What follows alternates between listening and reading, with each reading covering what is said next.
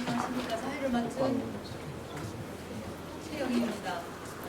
저는 국어국문학과 40년 재직하다가 올 2월에 퇴임을 했습니다. 그리고는 지금 퇴임하고 열심히 잘 배우고 있습니다. 근데 한국어 교육 관련 일을 한 30년 한 것 같아요. 근데 한국어 교육 어떤 거냐면 현장에서 하는 게 아니라 한국어 교육을 하실 선생님들을 양성하는 과정을 운영을 하고, 저희가 배출한 제자들이 전 세계에서 지금 한국어 가르치는 전사로 지금 활동하고 있습니다. 그래서 한번 우리 선생님들이 있는 대학만 돌아도 전 세계 인주할 수 있을 것 같은 칠레도 있고 우즈베키스탄도 있고 막 이렇습니다. 그래서 한국어 관련 문제점들 고민하고 해결하기 위한 방법들을 지금 모색하고 있어서 오늘의 이 자리가 그래서 더 의미 있습니다. 먼저 이 지금 발표하실 주소가 이렇게 먼저 경희대학교 이정희 교수님께서 발표를 해주시고, 그 다음에 내부대학의 사티안슈 스리바스타바 교수님께서 강은민 대표님 해주시고, 그 다음에 조지현 교수님 옥스퍼드에서 먼길 오신 교수님께서 발표하시고 나면 이제 자석을 조금 정리한 다음에 토론하는 이런 과정으로 진행하도록 하겠습니다. 여기 앉아서 발표를 하게 되면 컴퓨터가 잘 안 보이기 때문에 발표자는 좌석에 있고 여기 나와서 발표를 해주시고, 발표가 끝나면 여기 앉아서 토론하는 방식으로 진행하도록 하겠습니다. 그리고 진행하는 언어는 지금 혹시 괜찮으시겠으면 한국어로, 한국어 잘하시죠? 모니터 보셔도 되고 해서 한국어로 진행하는 거를 양해해 주신다면 한국어로 진행하겠습니다. 그리고 또 하나는 한국어 교육이니 한국어로 하는 게 맞을 것 같다는 생각이 듭니다. 그러면 먼저 첫 번째 발표자이신 이정희 교수님을 모시겠습니다. 오늘 첫 번째 발표인데, 제가 한국어교육과 인공지능을 연관시켜서 몇 편의 논문들과 그리고 선생님들과 이야기를 나누어 봤을 때 가장 핵심적으로 이야기하는 것이 교사의 역할 부분이었습니다. 교사가 계속 필요할 것인가, 교사의 역할은 어떻게 변화해야 되는가에 대한 고민이 많다라고 선생님들이 이야기를 하셨고, 또 그리고 오늘 발표하시는 분들 중에서도 이렇게 교사에 대한 이야기들을 하시는 걸로 알고 있습니다. 그래서 슬라이드가 아니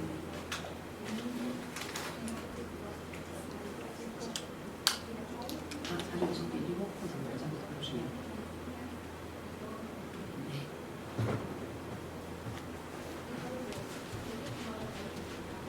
네, 그래서 선생님들 모두 공감하시는 내용이시겠지만 이 연구의 배경은 연구의 배경은 올해 1월에 그 라스베가스에서 있었던 CES에서 젠슨 황 대표가 엔비디아의 요즘은 신문 도면을 도배하고 있는, 신문 지면을 도배하고 있는 젠슨 황 대표가 인공지능의 발전에 대해서 이야기를 하면서 지금은 생성형 AI에 열광하고 있지만 에이전트 AI의 시대가 오고, 그리고 최종적으로는 피지컬 AI의 시대가 올 것이다 라고 이야기를 하고 있었습니다. 그래서 그 전까지는 저는 교실에서 우리가 대면으로 이루어지는 교육을 그 누구도 이길 수 없다, 그 핵심은 교사가 있기 때문이다 라고 생각했는데, 만약에 피지컬 AI가 현실화된다면 정말 교사는 어떤 역할을 할 수 있을까, 이런 깊은 고민을 해보게 되었고요. 그래서 인간만이 할 수 있다라고 생각했던 교실 안에서의 한국어 교육 역시도 조금 고민이 필요하다. 교사가 어떤 역할을 AI와 협업해서 담당해야 되는지에 대한 고민이 필요할 것이다 라는 생각이 들었습니다. 전통적으로 1960년대에 시작됐던 언어교육 모델인 폴이나 그리고 모바일로 옮겨온 몰이나 이런 학습 방법이 있었다면, 제가 학술 발표라기보다는 약간 문제의식을 함께 공유하는 자리라고 생각했기 때문에 이런 용어를 하나 만들어 봤습니다. AI 콜이라는 용어인데요. 인공지능과 인간 교사가 협력적 관계를 맺어야 하는 그런 AI 콜 모델이 필요하지 않을까. 그래서 교사와 학습자, 인공지능이 상호 보완적으로 협력하고 교수하고 학습하고 평가하고 피드백하는 이런 모든 과정에 대한 설계와 실행 자체를 교사가 인공지능과 함께 이루어야 한다라는 생각이 들었습니다.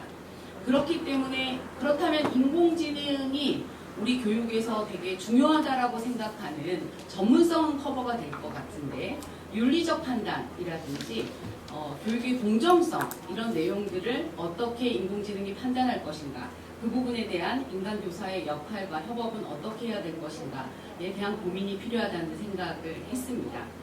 그래서 첫 번째 단계로 한국어 교육에서 이루어지고 있는 한국어 교육 분야의 인공지능 기술 연구들이 어떻게 이루어지고 있는지를 살펴봐야 되겠다라고 생각을 했고요. 그리고 한국어 교육 맥락이 아니라 전 세계적으로 이런 고민들은 어디에서나 하고 있기 때문에 인간 교사와 인공지능 교사의 역할 분담을 어떤 방식으로 이루어야 하고 교사에게 필요한 역량은 무엇인지 이런 고민들을 하게 되었습니다.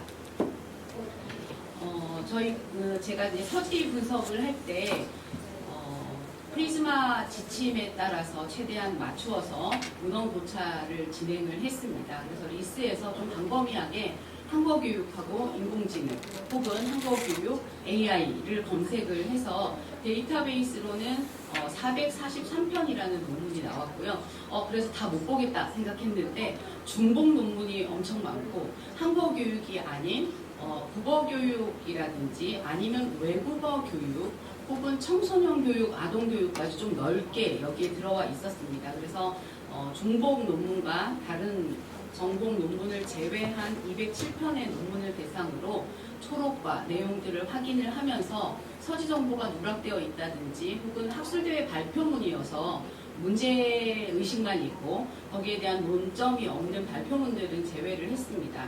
그리고 185편이 나왔는데 그 중에서 원문을 하나씩 검토를 하면서 실제로 제목만 인공지능이고 내용은 그렇지 않은 주제들을 37편 제외를 했더니 총 학위 논문 46편 그리고 학술 논문 102편을 제가 수출할 수 있었습니다. 그래서 앞서 말씀드린 단계를 보여드리면 자료 수집은 리스를 통해서 했고요. 그리고 자료 선별은 제가 직접 눈으로 보면서 정리를 했습니다. 네, 전처리는 파이썬을 통해서 전처리를 했고 그리고 본격적으로는 잠재 디리클레 분포 분석을 통해서 토픽 추출을 했습니다. 토픽 젠시 패키지를 이용했는데요. 토픽을 4개 추출하게 된 것은 응집도는 낮아지고 복잡도는 올라가는 토픽의 개수가 4와 5 사이였는데 저희가 분석의 약간 편의성을 위해 5보다는 토픽을 4개로 했습니다. 5개로 분석을 했을 때는 약간 중복되는 주제들의 토픽의 중복도가 높았기 때문에 최종적으로 4개를 결정해서 분석을 해보았습니다.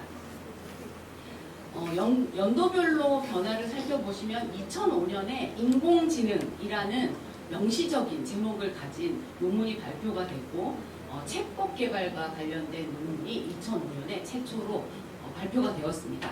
근데 그 이후로는 한 편의 논문도 없다가 2019년에 3편의 논문이 발표됐는데 아마도 2016년에 다보스 포럼의 영향으로 2017, 18년에 좀 교육에서의 에듀테크라든지 이런 인공지능 기술에 대한 언급들이 들어가면서 논문이 발표된 것으로 확인이 됩니다. 그리고 코로나 팬데믹 기간을 거쳤고 그리고 챗 GPT 3.5가 발표되는 그 기간들이 약간씩 논문이 상승하게 된 모멘텀이라고 볼 수 있습니다. 그래서 10%의 비중을 차지하고 있었습니다.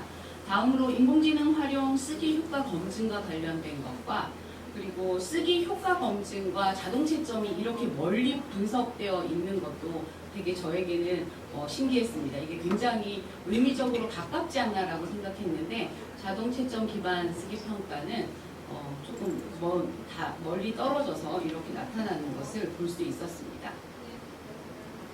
연도별로 보시면은 디지털 역량 기반 교수학습 설계와 관련해서는 초기의 인공지능 연구의 대부분이 이 연구물들이었고요. 그리고 대화형 인공지능 기반 말하기 연습은 챗GPT 발표 이후에 증가를 하다가 최근에는 좀 주춤하고 있는 경향을 보입니다. 대화형 인공지능 기반 그 말하기 연습과 관련된 연구들은 제가 최근에 왜 줄었을까를 고민을 많이 했는데 따로 별도의 챗봇 개발이라든지 말하기 연습 프로그램이 없이도 그 챗GPT 자체만으로도 충분히 가능하고 이에 적합한 다양한 인공지능 모델들이 발표되면서 이 부분 연구가 조금 줄어든 것이 아닌가라는 생각이 들었습니다. 이와는 달리 자동 채점 기반 쓰기 평가가 2021년 이후에 지속적으로 발표가 되고 있고 이 부분은 국가 차원의 프로젝트라든지 여러 가지 세종학당도 마찬가지고 자동 채점에 대한 연구들을 지속적으로 해 나가고 있는 것 같습니다. 그리고 교사들이 교실에서 직접적으로 쓰기 활동을 하고 쓰기 활용과 관련된 쓰기 효과 검증에 대한 연구들이 교실 기반으로 계속 이루어지는 것을 확인할 수 있었습니다.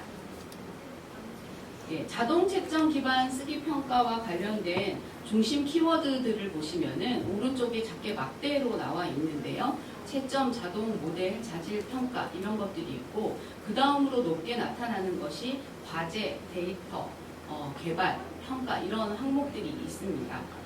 그리고 이런 순서로 렐러번스와 프리퀀시가 나타났는데요. 저희가 자동 채점이라고 했을 때 가장 중요한 것은 채점이 가져야 하는 공정성이라든지 아니면 채점의 타당성 이런 확보가 인공지능만으로 되지 않는다라는 연구 결과 함의들이 많이 나오기 때문에 인간 교사가 담당해야 할 특정 부분이 거기에 있지 않나라는 생각이 듭니다.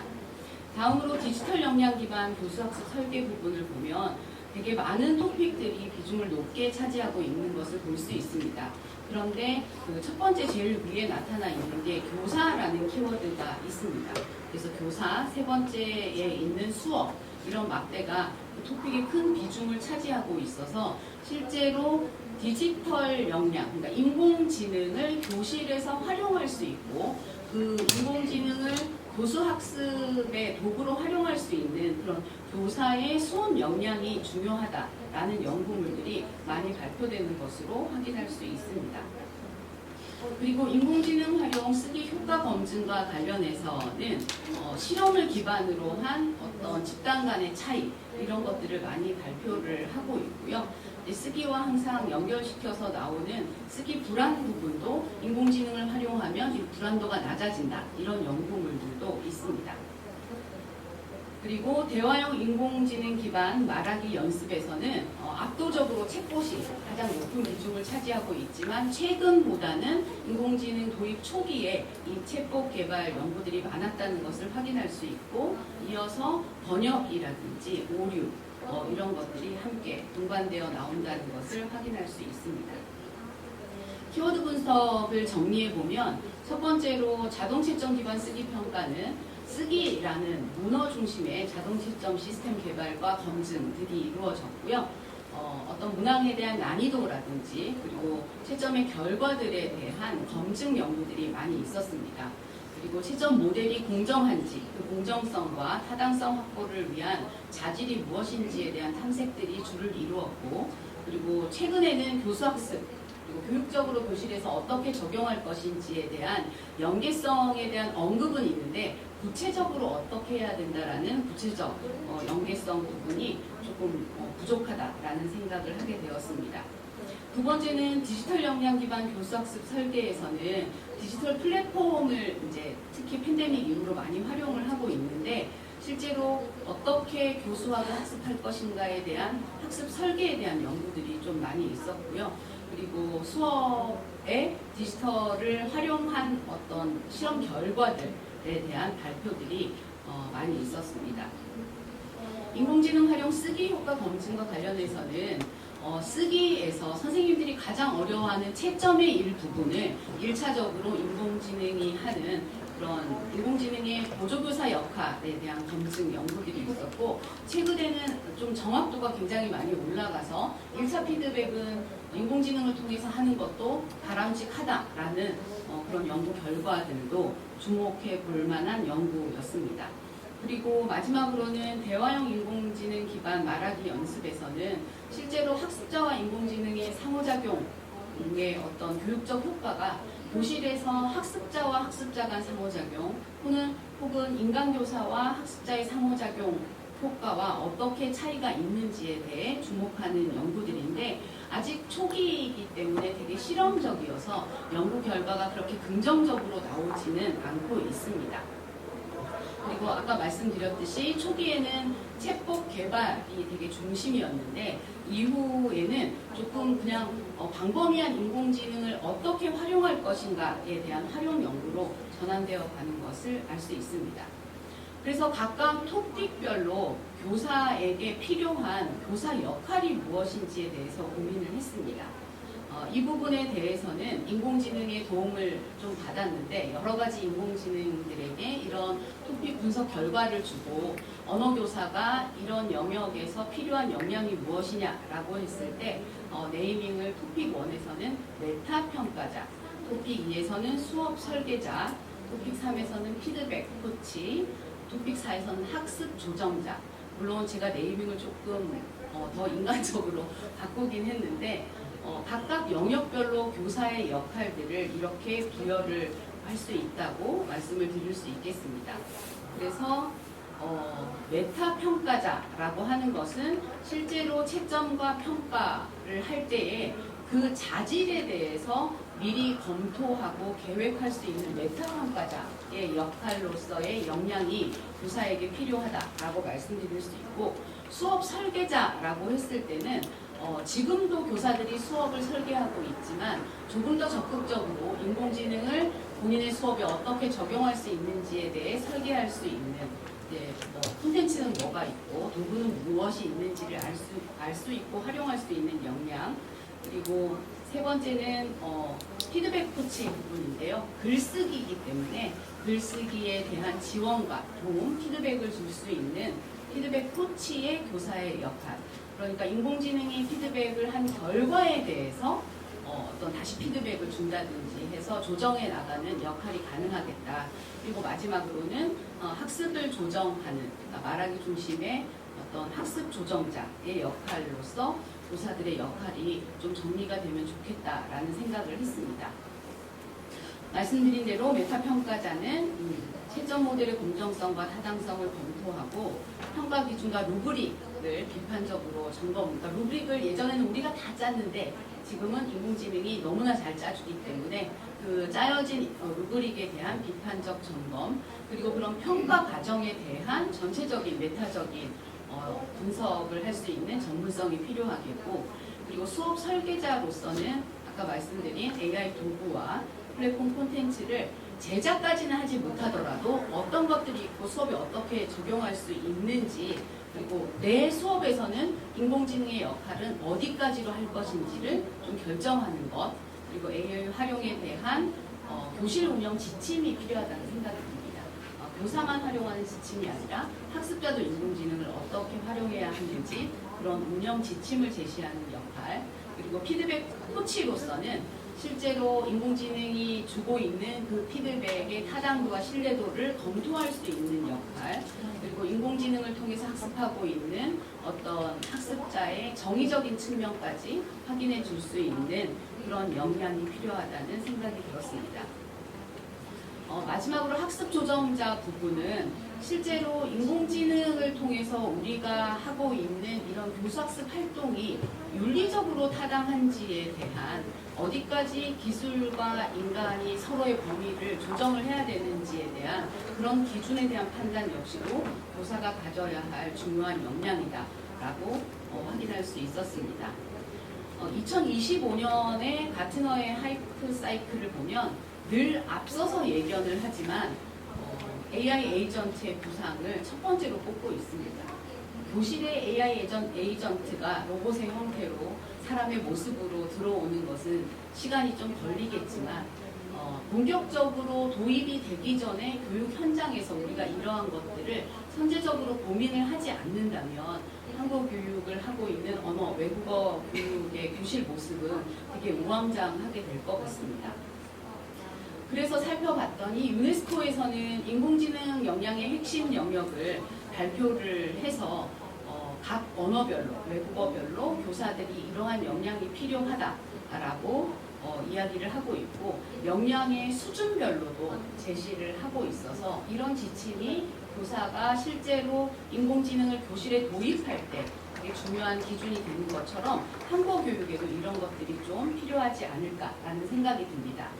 인상적이었던 건 유네스코의 인공지능 핵심 역량의 첫 번째에 인간 중심적 사고라는 게 있습니다. 이러한 가치 중심적인 어떤 기준은 하루아침에 선언적으로 되는 것이 아니기 때문에 한국 교육이든 아니면 전체 교육 분야에서 좀 중심에 놓고 고민해야 할 교육자로서의 디지털 역량이 아닌가라는 생각을 합니다. 향후 이제 제가 여러 가지를 논문이 아니어서 좀 많이 조사하고 생각을 좀 발산시키는 시간이었는데요.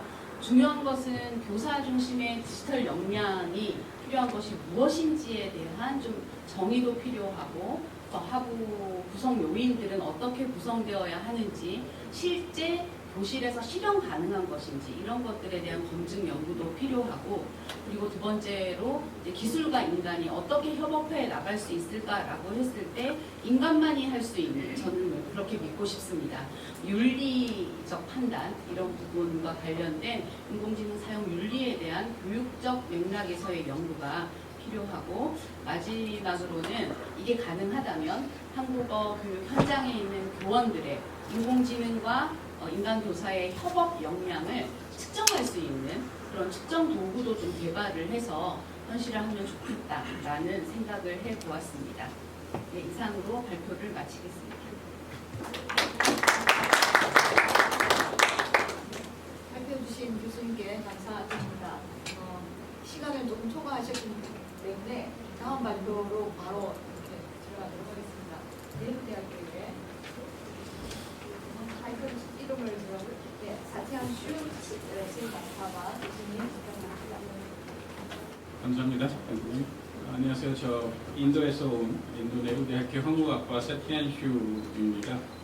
원래 한국어 교육인데 발표를 한국어로 발표를 해야 되는데 저는 오늘 영어로 준비를 해가지고 보니까 여기 필터 분에게 리얼타임 통역이 번역이 바로 되어 있어서 아주 한번 양해를 부탁드리면서 발표를 시작하도록 하겠습니다.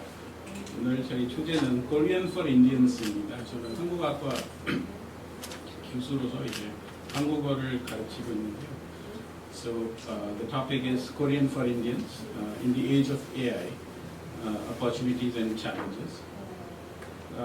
So basically going to talk about the growing popularity of Korean language in India, which reflects the expanding cultural and academic exchanges between the two nations.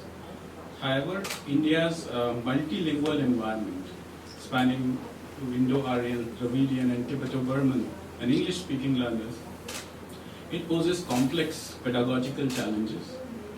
And this paper, this presentation today is going to examine how AI can come in and can enhance the Korean language teaching in India through adaptive, personalized and interactive learning models. Drawing on research in intelligent computer assistant language learning, which is iCall, Ijungi Sisini, she mentioned call, and also AI call, AI collaborative learning, which was a very interesting new phrase, I would say, for this purpose. But iCall is also there, which is intelligent computer assisted language learning, and core of it is the natural language processing. And it discusses how the AI tools can address pronunciation, grammar, translation challenges across diverse learner groups. At the same time, it highlights also the ethical, technical and policy related issues related to the AI adoption, including the digital divide and the cultural nuance loss that we experience.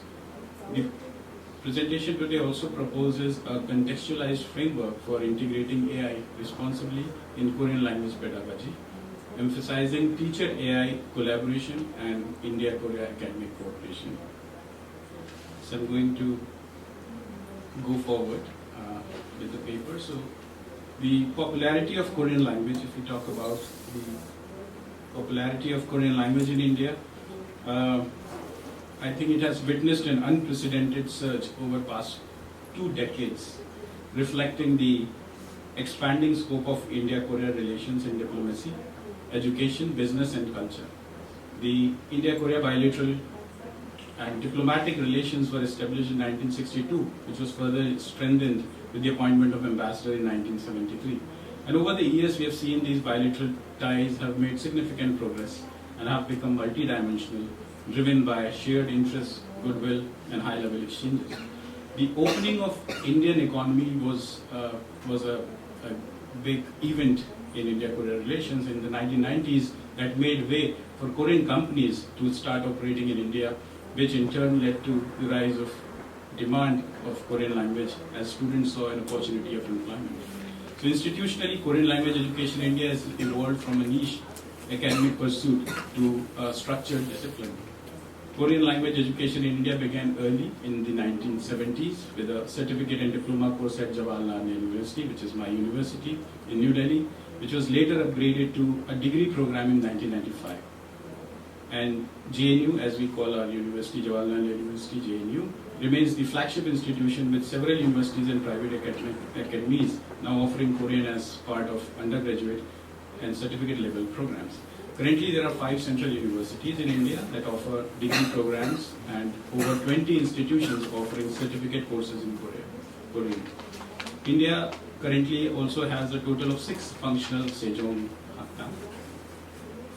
Korean language also got included in the India's new education policy. So India recently introduced a new education policy, which is the National Education Policy 2020, and Korean as a new foreign language at the secondary level, which has further added to the popularity of Korean language in India and is expected to further boost the demand of Korean language experts. Positioning Korean as one of the most dynamic foreign languages in India and the Indian educational landscape. Talking about the main content of my presentation today is the design or the structure or the constitution of Indian multilingual classrooms, which also poses a challenge for all the teachers. The number of Indian learners of Korean has been growing rapidly in recent years, and this is due to a number of factors, including the increasing popularity of Korean culture and media, Hallyu as we know it, and the growing economic ties between India and South Korea, and the increasing number of scholarships and the study abroad opportunities that are there. If you look at the UNESCO's 2009 Linguistic Diversity Index, India is one of the world's most linguistically diverse nations. According to 201 census, there are 121 languages spoken by more than 10,000 people, and 22 of these are acknowledged as official languages under the Indian Constitution. So there are Kungshik Ono Man Hedo, Sumul So this linguistic diversity is reflected in Indian classrooms across the country, and where multiple languages are used by teachers and learners alike. India's linguistic diversity profoundly shapes how Korean is learned and taught. The Indian classrooms is inherently multilingual, encompassing learners from Indo-Aryan language group, which is basically Hindi, Bengali, Marathi, and so on, Dravidian, Tamil, Telugu, Kannada, Tibeto-Burman, Manipuri, Bodo, etc. Language families alongside English medium instruction, students coming from English medium schools and all. Each group brings distinct phonological, morphological and syntactic frameworks and influence Korean acquisition. For example, Dravidian language share typologically similarities with Korean, such as agglutinative, morphology and subject-object SOV order sentence structure, which can facilitate grammar learning. Conversely, Indo-Aryan speakers often rely on English as a mediating language, making the learning process translation-heavy and more dependent on contrastive analysis. Moreover, the socio-linguistic reality of India, where code switching and trans-languaging are common, creates both opportunities and complications in establishing Korean as a stable linguistic system within the learner's repertoire. The constitution of Indian learners is also unique as they come from varied language and cultural backgrounds. For instance, a typical Korean language classroom in India may include students from 5 to 10 different language and cultural backgrounds. Hence, the mode of instruction in the classroom plays a very crucial part in learning. And most of the institutions, you will find that English is used as mode of instruction for teaching most foreign languages, including Korean.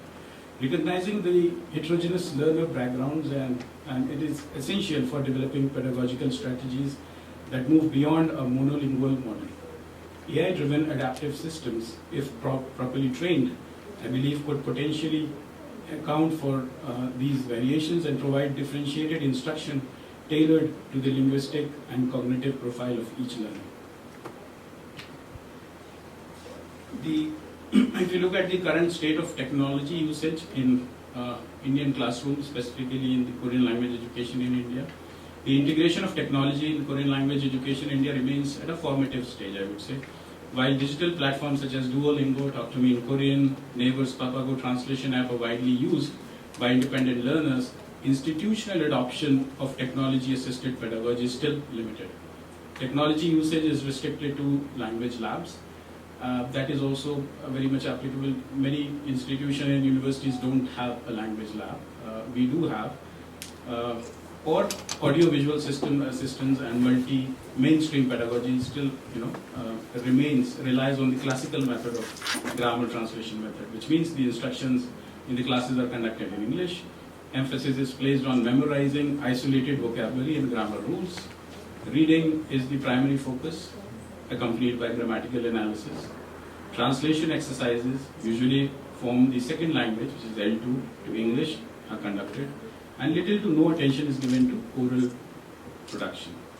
However, recent developments indicate that a gradual shift is there. The COVID-19 pandemic accelerated the digital transformation of language education, prompting instructors to experiment with online learning management system, LMSs like Google Classroom, Zoom, Moodle, etc.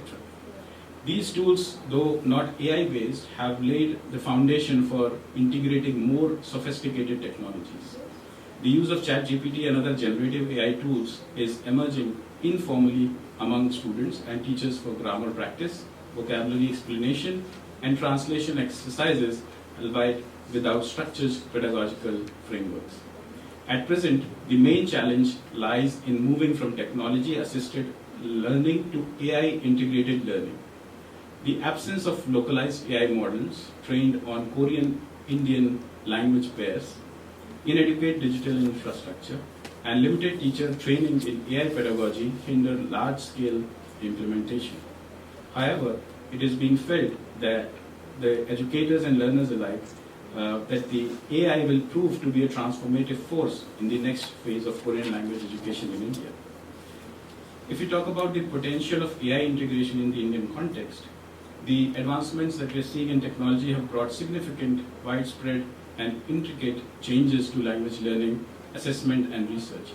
Furthermore, these changes are expected to continue growing as technology becomes increasingly integrated into the lives of language learners, both formal education settings and their everyday lives. The initial utilization of computer technology in foreign language teachers dates back to 1960s, as Madam Ijabi also mentioned, in terms of the use of CALL, wherein the mainframe computers were employed within a Skinnerian behaviorist approach, and learning a language at that time was mainly involved memorizing a set of predetermined responses, including frequently used vocabulary items, cliches, and phrases appropriate for specific conversation. Such approaches, as we know it, is called CALL. According to Blake, in the absence of study abroad program, this was very effective. Technology has that potential to significantly improve L2 learners' interaction with the target language if utilized carefully. Traditional classes, when combined with technology, can become more interesting and can create a lot of excitement in language learners. Kern argues that the use of CALL is advantageous when it comes to teaching language in some context. Hence, its use in language education is quite obvious. And he adds that the interactive nature of computer creates a window for interaction, and the learners benefit from the use of language based on the context of the interaction. Since 2020, with the advent of technologies like 5G, new education platforms are being created. Among them, the most talked about is the VR, virtual reality, class taking place in a metaverse. Especially the speaking class using VR is gaining a lot of traction for its effectiveness and immersive experience, whereby the learners can practice in a real-like environment. This technology, of course, opens up great opportunities and possibilities for foreign language learners who are learning from their native countries. The representative example of a VR tool for Korean language practice is Immerse.me. I'm not sure if you have came across this app. It is virtual reality based language tool for students, travelers and business people. The learners enter a virtual reality zone and interacts with the native character to practice speaking or completing tasks. Shimen Yu in the paper in 2019 calls such VR-based language education is a prime example of call, and the core of which lies in the natural language processing, which is NLP technology. And further, many other Korean education services are being developed today that use NLP as in chatbots, AI translation tools, etc. With the fourth industrial revolution and technological advancement, it is definitely a matter to think about how we can efficiently apply such technologies to Korean language education industry. I'll talk about the opportunities and challenges that we face today. The emergence of artificial intelligence in education has created unprecedented opportunities to reimagine foreign language pedagogy. For Korean language education in India, where learners' diversity, limited resources, and uneven access to native speaking environments pose persistent challenges. AI offers a way to create adaptive, personalized, and scalable learning systems. AI-driven technologies such as iCall, which is intelligent computer-assisted language learning with natural language processing, NLP at its core, speech recognition and adaptive learning algorithms can strategically applied to address the distinct linguistic and pedagogical needs of Indian learners. It can simulate human-like tutoring by understanding learners' input, diagnosing errors, and providing personalized feedback. For instance, NLP-based systems can analyze common grammatical or syntactic errors, while AI-powered speech recognition can help students refine pronunciation and procedure. It is witnessed that these areas are often neglected in large classrooms due to time constraints and lack of native input. Let us see its potential applicability in Korean language classrooms. So, in terms of grammar and syntactic learning, Korean has a morphologically rich and agglutinative structure. It has particles and verb endings. NLP-based iCall tools can segment and analyze word forms to provide feedbacks on proper usage of particles in non-ega and honorifics and speech levels, verb conjugation, sentence structure, pronunciation and speaking practice can also be done. Speech recognition systems trained in Korean can help learners practice pronunciation and intonation, and phoneme level feedback, fluency improvement, etc. Writing and composition can also be assisted. NLP-powered writing assistants like Grammarly, you must have seen, can help detect grammar, spacing, and style errors, suggest natural phrasing based on native Korean usage. Reading and vocabulary acquisition can also be assisted. Intelligent systems like automatically highlighting different vocabulary and provide contextual meanings, can track frequently misunderstood words and things like that. Listening and comprehension can also be helped. iCall systems with NLP can adjust listening exercises based on learners' comprehension levels, identify misunderstood phrases, and provide explanations. Cross-cultural and contextual learning is also possible. Korean iCall systems can embed cultural elements, proverbs, honorifics, and the use in context. Learners can interact with AI tutors or chatbots, simulating real Korean communication context. So the advantages of iCall and NLP in the Indian context are personalized learning paths for diverse L1 speakers, objective and consistent feedback, bridge between linguistic diversity and unified Korean language goals, scalable solutions for large university classrooms. 보고자 제가 회사를 설립해서 AI 서비스들을 만들었고요. 실제로 이런 환경에서 AI를 활용한 교육 기술이 유용하게 사용이 되고 있습니다. 그런데 이런 시공간적인 제약을 극복하는 환경적인 요인을 디지털 시대에 극복하게 하는 것 외에 AI를 이용을 하면 정말 외국어 한국어를 배우는 데 도움이 될까요? 이건 학생들의 입장들이 좀 더 컸는데요. 미국의 외교부에서 언어를 외교관을 확인하기 위해서 언어 교육을 하는데 언어별로 어느 정도의 시간이 걸리느냐를 조사하고 공지해 놓은 사이트가 있습니다. 여기에 따르면 영어권 환자들이 한국어나 일본어, 중국어를 배우는데 한 2,200시간, 하루 8시간씩 88주가 걸린다고 합니다. 제가 볼 땐 이게 매우 쉽지 않은 학습이거든요. 근데 이런 88주 2,200시간을 AI가 도입돼서 줄여주고 있을까를 물어보면 아직은 아닌 것 같습니다. 이게 얼마나 큰 일이냐면 최신 AI 기술들을 AI를 모르는 인문계 학생들이 배우는데 1년 짧은 코스에 따라서 다르겠지만 한 달에서 5년이면 박사과정 학위까지 가봐서 이쪽을 쭉 연구해 나갈 수가 있는데 언어를 배우는데 걸리는 시간은 짧아도 2년, 길면 10년. 혼자서 독학으로 한국어를 능숙하겠다는 미국인 친구들을 만나보면 굉장히 놀라운데 보통 걸리는 시간들은 한 4, 5년. 그러면 AI 시대에 지금 보시는 것처럼 프리토가 제가 하는 말들을 이렇게 쭉 번역을 해주고 있고 번역을 굉장히 상당히 놀라웁니다. 이런 상황에서 2,200시간을 들여서 새로운 언어를 배우는 것에 가치가 있습니다. 그런 논의랑 이슈들도 계속적으로 되고 있습니다. 제가 창업을 한 이후에 매년 아이템으로 투자자들한테 추궁을 받는 것 중에 하나가 AI가 저렇게 해주고 있는데 이게 노력하는 가치가 있어, 투자를 할 가치가 있어라고 얘기를 합니다. 반대로 배우고 있는 학생들한테도 저런 번역기가 있는데 과연 2,000시간 이상을 들여서 내가 공부를 할 필요가 있는가, 이런 얘기도 꾸준히 나오고 있습니다. 물론 이거에 대한 과거의 논리나 여러 가지 그럼에도 불구하고 외국어를 배웠을 때 얻을 수 있는 이점들은 많이들 논의가 되고 있습니다. 네, 노에 가까운, 네, 여전히 그럼에도 불구하고 배우고 있고 배울 만한 가치가 있다라고 많은 분들이 지지를 해주시기 때문에 S에 좀 더 가까우려면 두 가지가 우리 돼야 될 것 같아요. 첫 번째는 기존의 어떤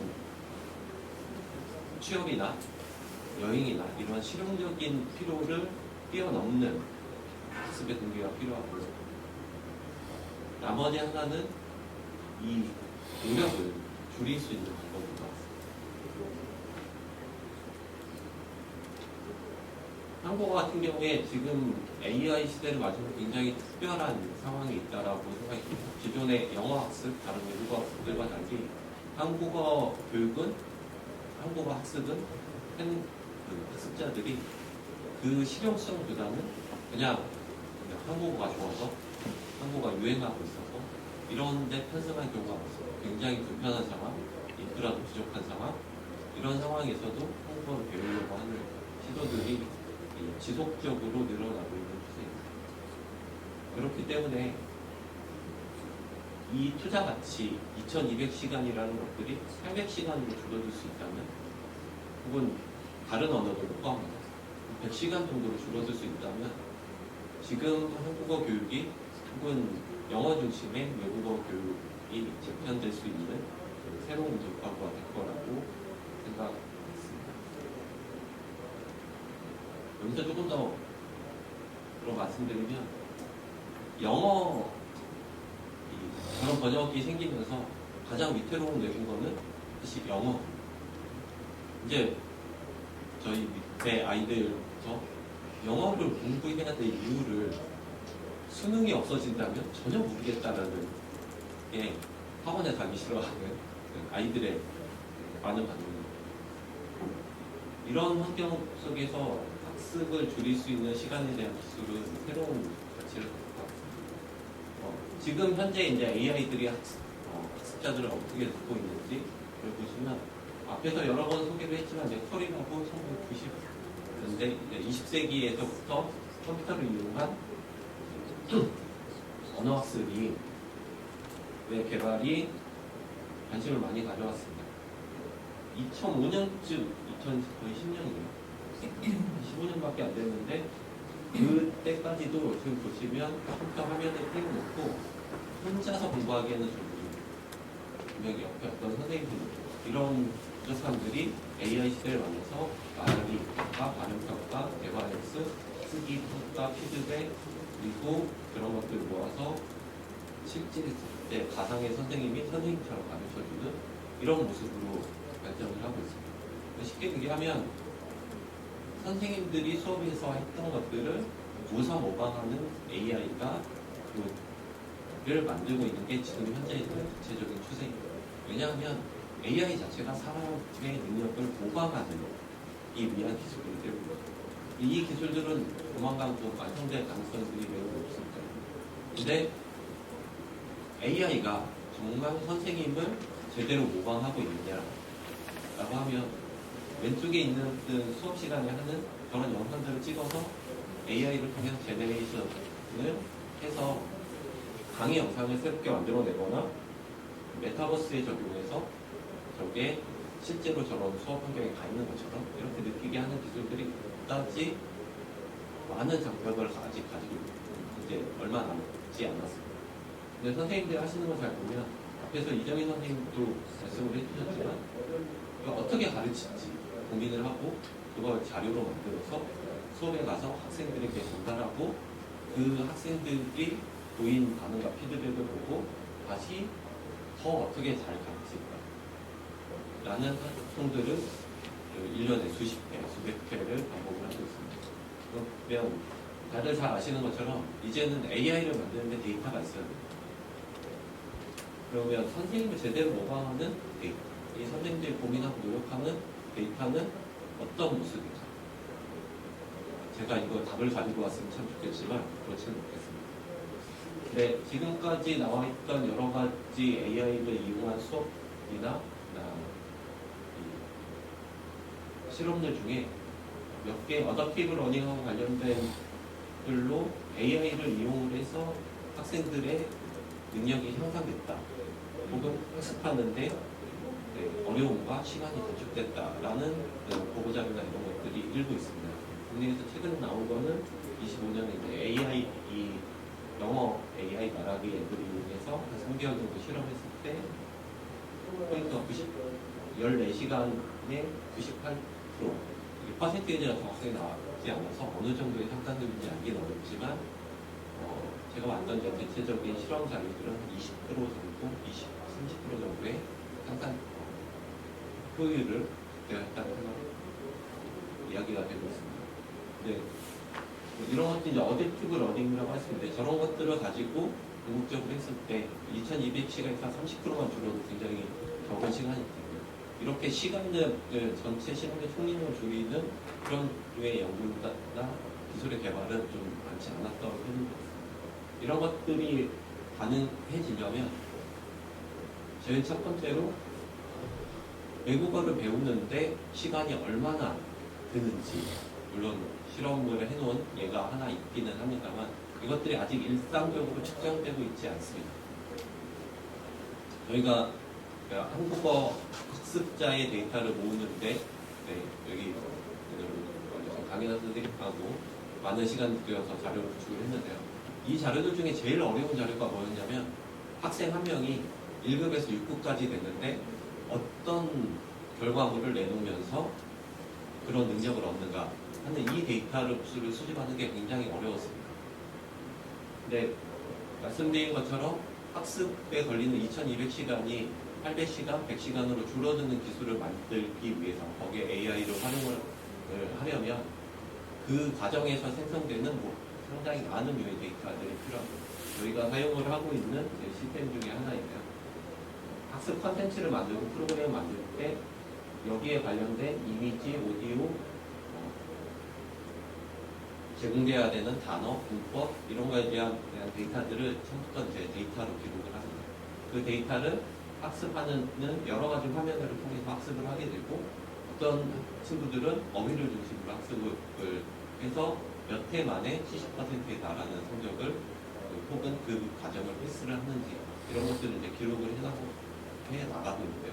이것들을 통해서 어떤 류의 학습을 선호하는 학생한테 몇 회 정도를 반복하도록 자극을 했을 때 이 필요한 성과들을 얻을 수 있는지 이런 류의 실험들을 통해서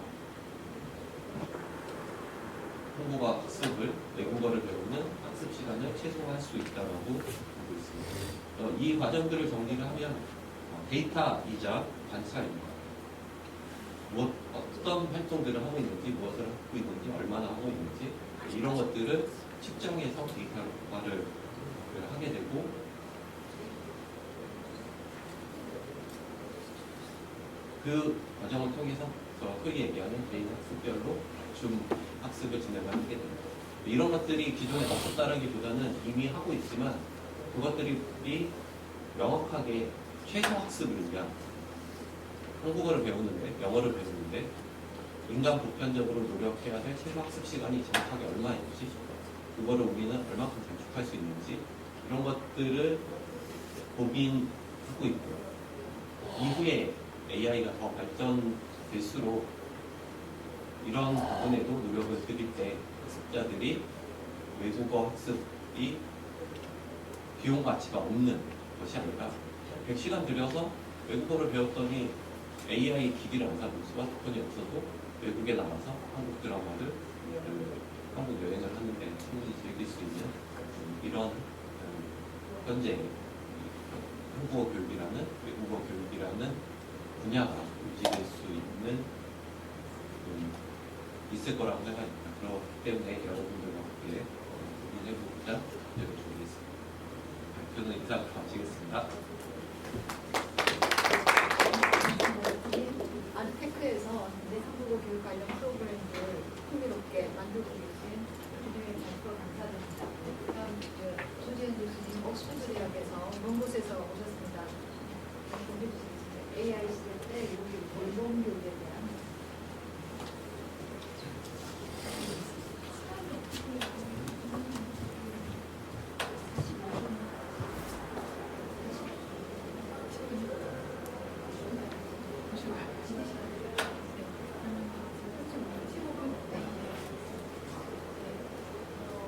제가 말씀을 하는 게 방금 지금까지 말씀을 해주신 거랑 크게 차이가 나지 않아서 가능한 빨리 하도록 하겠습니다. 제가 사실 그 AI 시대의 언어 교육이 한국어 그리고 영어 교육 두 가지 다른 언어 교육에서 가장 중요한 게 케어라고 보고 있어요. 네, 들리시죠? 네, 알겠습니다. 저 AI 네이티브 그리고 AI 그 케어가 중요한 이유 그리고 교사 역할 이런 거에 대해서 좀 오늘 더 말씀드리도록 하겠습니다. 네, 그래서 그러니까 저희가 지금 사실 AI 시대를 살고 있고 AI 시대의 교육이 가장 많이 큰 변화를 겪고 있는 거라고 생각하고 있고요. 왜냐하면 교육에 우리가 이제 어떤 철학이나 선생님 교사 역할 다 다르지만 가장 또 중요한 것 중에 하나가 AI 우리가 가르치는 그런 학생들의 차이인 것 같아요. 요즘 아이들을 저는 사실 그래서 AI 네이티브라는 정의를 디지털 네이티브는 마크 프란스키가 정의를 했는데 AI 네이티브라는 정의를 했습니다. 그러니까 AI 네이티브들은 critically engage with AI system, evaluating their accuracy, ethical implications, and potential biases, while also embracing new developments in AI. 그러니까 2023년에 처음에 챗GPT 나오고 막 했을 때 디지털 휴머니티스 워크숍을 했는데요. 제가 이제 열심히 준비를 해서 갔어요. 그때도 어떤 거 했던 것 중에 하나가 한국어 교육 관계돼서 이제 제가 쓴 책하고 챗GPT 갖고 학생들한테 어떻게 하면은 이 챗GPT랑 같이 이 한국어를 너희들끼리 공부를 해볼 수 있는 이런 새로운 실험을 한번 했었는데 하여튼 그때 이제 아이들이 챗GPT 그러니까 인공지능 잘 모르고 잘 몰랐던 그 시절인데 2년 전이니까 제가 놀란 거는 제가 막 준비를 해서 갔는데 일주일 수업이었는데 1시간 있다가 발견한 게 얘네들하고 나하고는 큰 갭이 있다는 걸 발견했어요. 그러니까 얘네들은 인공지능 네이티브들이고 나는 그게 아니구나. 그러니까 가르쳐 준다. 그러니까 교사로서 내가 이 사람 아이들한테 모든 걸 기술을 비롯해서 모든 걸 가르쳐 주는 게 아니라 코어러닝을 해야 되는 거예요. 같이 배우는 거구나. 이거에 대한 깨달음을 얻게 됐어요. 그래서 그 다음부터 그 일주일 동안 그럼 나는 나의 역할은 무엇인가에 대해서 되게 고민을 많이 했어요. 그때 제가 쓴 문법책도 있었고 리딩 교과서도 있었고 그래서 그 여러 가지 다양한 측면을 한 25명 학생이랑 실험을 해봤는데 결과적으로 1번 AI 네이티브들한테는 내가 AI 기술을 가르치거나 하는 게 나의 목적이 아니고 이 아이들이랑 같이 이걸 가지고 어떻게 우리가 이거를 좋은 프로덕티브한 결론을 내는 것이고 어떤 나쁜 점이 있는지를 서로 배우는 거예요. 코어러니까 위에서 아래로 가르치는 게 교육이라고 생각했는데 그게 아니고 같이 배우는 거라는 교훈을 깨닫게 됐습니다. 네. 이렇게 또 요즘 아이들은요, 이렇게 요즘에 K-pop 디먼 헌터스가 너무 많이 나오잖아요. 저도 얼마 전에 이걸 가지고 그 한국어 교육을 한 번 했었는데 한글날 보통 제가 이런 한글날 강의를 하면은 대학생들이나 중고등학생들이 오는데 이거로 강의를 하니까 초등학생들이 막 엄청 많이 와가지고 너무 했었는데 요즘 아이들은요, 그러니까 그 버추얼한 거하고 그 피지컬한 사람 이거의 구분도 별로 없는 거예요. 이 AI 네이티브도 그리고 버추얼에서 하는 액티비티하고 피지컬에서 액티비티의 차이에 대해서 그게 크게 느끼지 않고 또 동시에 피지컬한 게 항상 좋다, 최고라는 생각을 하지 않는다는 거예요. 얘네들 루미를 더 좋아하거든요. 이재 씨가 부르는 것보다. 그러니까 버추얼한 거 이런 시대를 우리가 살고 있고 이런 아이들이 우리들의 학생이라는 거를 그러니까 그게 큰 차이가 있다는 거. 디지털 네이티브랑 AI 네이티브 다른 것처럼 큰 차이가 있다는 걸 제가 몸소 체험을 했습니다. 그리고 이제 그렇다면 우리가 교육을 이렇게 맡길 것인가, 결국 이게 우리의 미래인 것인가, 언어 교육뿐만 아니라 전부 더 똑똑한 AI랑 이렇게 있으면 되는 것인가, 이건 아니라고 보고, 그리고 제가 했던 디지털 휴머니티스 워크숍 셰프에서 2년 전에 했고 매년 하고 있는데 제일 마지막 질문이 이거였어요. 학생들한테. 그러면 너네들은 생각할 때 선생님 필요 없다고 생각하냐? 뭐 내가 크게 할 일이 없는 것 같은데 돌아다니면서 이렇게 좀 AI가 잘못한 거에 대해서 지적해 주는 거 말고, 그러니까 그 당시에 2년 전에는요 AI로 아이들이 막 공부를 하는데 어떨 때 애들이 희열을 느꼈냐면은 AI가 실수할 때, 그때 한국어가 잘 작동이 안 됐을 텐데 예를 들면 한국어 irregular form, 불규칙적인 걸 AI가 실수를 할 때 내가 낫구나 이런 희열을 느끼더라고요. 다양한 경험을 많이 했습니다. 근데 이게 끝은 아니다. 좋은 점, 디지털 AI 엊그제도 제가 프랑스에서 한 800명 정도 선생님들과 같이 이런 워크숍 했었는데, 그러니까 굉장히 AI 교육하면 디지털 교육 이렇게 비슷하게 좀 레지스턴스가 강해요. 이거 왜 해야 되지? 근데 그 중에 하나가 대부분 선생님들은 AI와 이렇게 하면은 그거에 일이 늘어나기 때문에 싫어하는 게 많은데, 아무튼 좋은 점들은 이렇게 여러 사람들, 특히 전 세계적으로 얼마나 이렇게 교육 기회가 없는 사람들한테 교육 기회를 줄 수 있는지 좋은 점 많고요. 한 가지만 말씀드리면, 제가 오늘 빨리 토크를 해야 돼서, 이 언어 교육 관계에서 AI나 VR을 했을 때 제가 실제적으로 실험해보고 좋았던 점은요, 한 가지였어요. 그러니까 우리가 인간과 인간의 그런 퍼스널한 관계나 이런 클래스룸 바운드가 항상 최선이라고 생각하긴 하지만요, 이렇게 아웃고잉하지 않고 인트로버트한 사람들한테는 선생님을 이렇게 만나서 얘기하는 게 그렇게 쉽지 않거든요. 내성적인 사람들한테. 제가 어떤 경험을 했냐면 VR 수업이랑 인퍼슨 수업을 올터너티브하게 했는데 어떤 학생이 굉장히 수업 시간에 코로나 때였는데 한마디도 안 하는 학생이 한 명 있어서 남학생이었는데 걔는 그냥 그러나 보다 했는데 이 버추얼 VR 클래스룸 만들어서 VR에서 수업을 했는데 굉장히 액티브한 애가 있었어요. 근데 걔라는 거였어요, 나중에. 그러니까 그걸 배운 건 사람이 이게 항상 이런 인퍼슨한 상황이 가정적인 건 아니구나. 또 사람마다 다르구나. 그런데 한 가지 말씀드리려고 할 거는 대부분 아이들이 앵자이티, 선생님이랑 공부를 하면은 혹시 실수를 할까 해서 앵자이티가 많아요. 특히 랭귀지 클래스룸에서는. 저도 그런 거 경험을 옛날에 많이 했는데 프랑스어 배울 때 알리앙스 프랑세스에서 할 때는 좀 이렇게 선생님 시킬까봐 걱정했는데 제가 프랑스 아이 8살짜리 아기를 볼 때는 하나도 이 앵자이티가 없어서 더 잘 배웠는데 그런 경험이 있는 것처럼 그 앵자이티 문제가 훨씬 더 이 AI나 VR이랑 할 때 더 공부할 때 더 낮아졌던 경험이 있었고요. 아이들이 전부 그런 경험을 얘기했어요. 그렇지만 이제 어려운 점도 이런 것들이 있죠. 오버 디펜던트하게 가장 큰 문제 중에 하나인 것 같아요. 특히 아이들. 우리나라 같은 경우 AIDT 얘기를 많이 했지만 전 항상 이게 굉장히 우려스러웠던 게 아이들이 정말로 오버 디펜던트예요. 요즘에 학생들이 그 에세이 쓸 때도 챗GPT 옆에 없으면 못 쓴다고 하는 것처럼 이게 이렇게 가다가 나중에는 어떻게 될 것인지 네. 그래서 이제 다른 건 좀 시간 관계상 생략하겠습니다. 학교나 이런 것들에 우리가 했던 것들이 이제 위에서 아래 우리가 가지고 있는 지식을 알려주는 게 아니라 어떻게 보면 이제 같이 배워가고 같이 배워나가는 그런 모델로 바꿔야 된다는 것, 그리고 AI에 대해서 굉장히 좀 균형적인 뷰가 필요하다는 것 말씀을 드리고요. 이 케어, 그러면서 교사의 역할이 무엇인가에 대해서 고민할 때 저는 가장 중요한 게 이 케어인 것 같아요.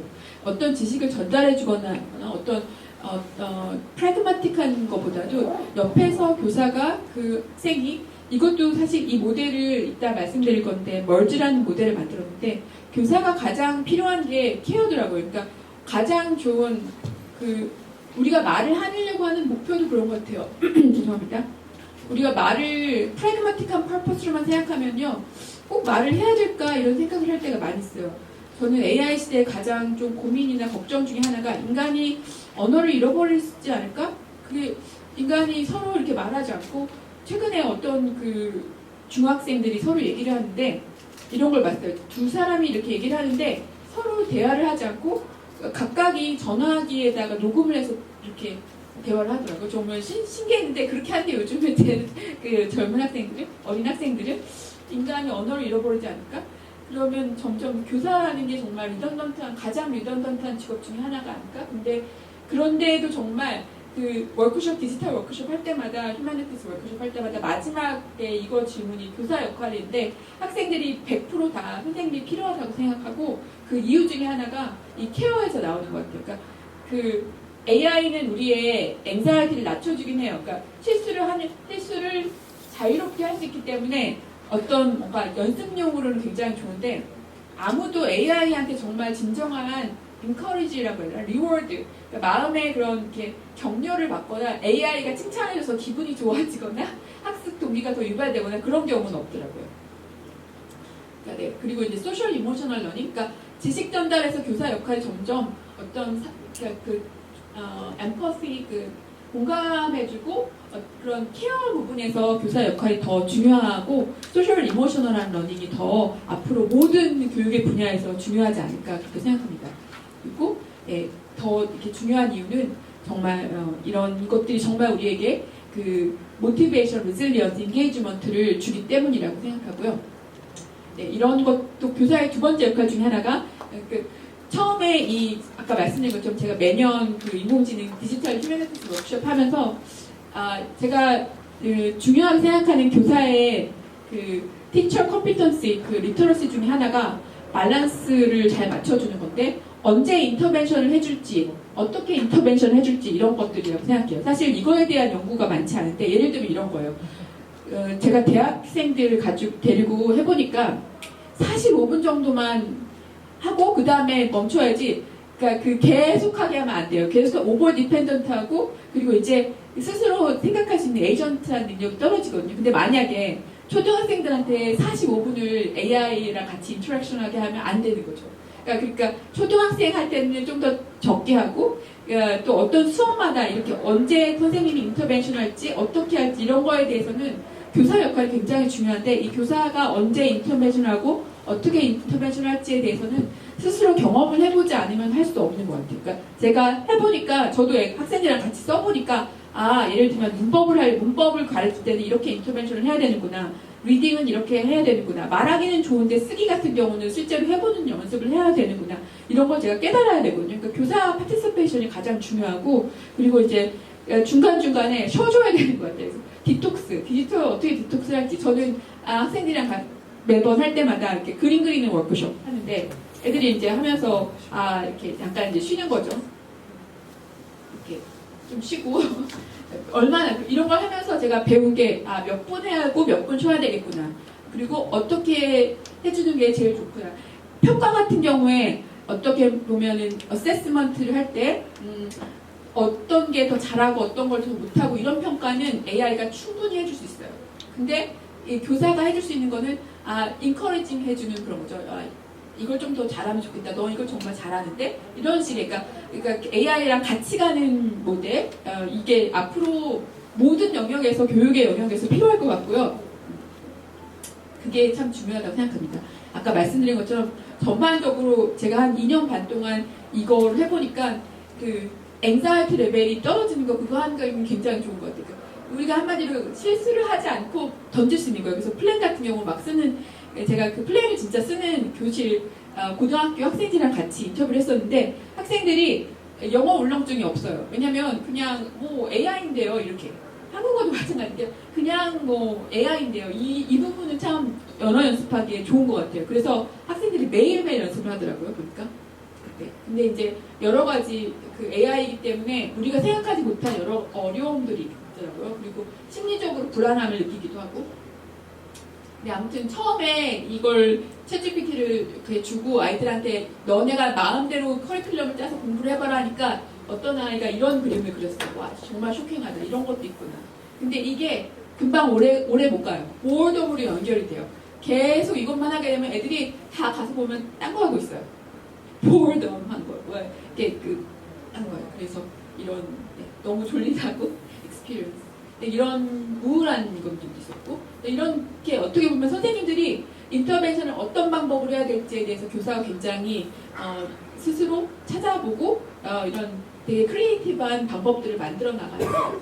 그리고 이거는 제가 다른 VR 관계돼서 수업했던 것들이랑 이런 자료들인데 시간 관계상 짧게 말씀을 드리면 시간 별로 없습니다. 짧게 드리면 다 한마디로 이렇게 어떤 우리가 이렇게 그 단정지으면 안 된다는 거였어요. 그러니까 AI 네이티브들이 느끼는 즐거움과 그 두려움이나 앵사이티와 그리고 이런 것들은 우리가 생각하는 거와 굉장히 다르다는 거. 그래서 그런 거에 대한 인식을 하는 것도 굉장히 중요한 포인트라고 생각하고요.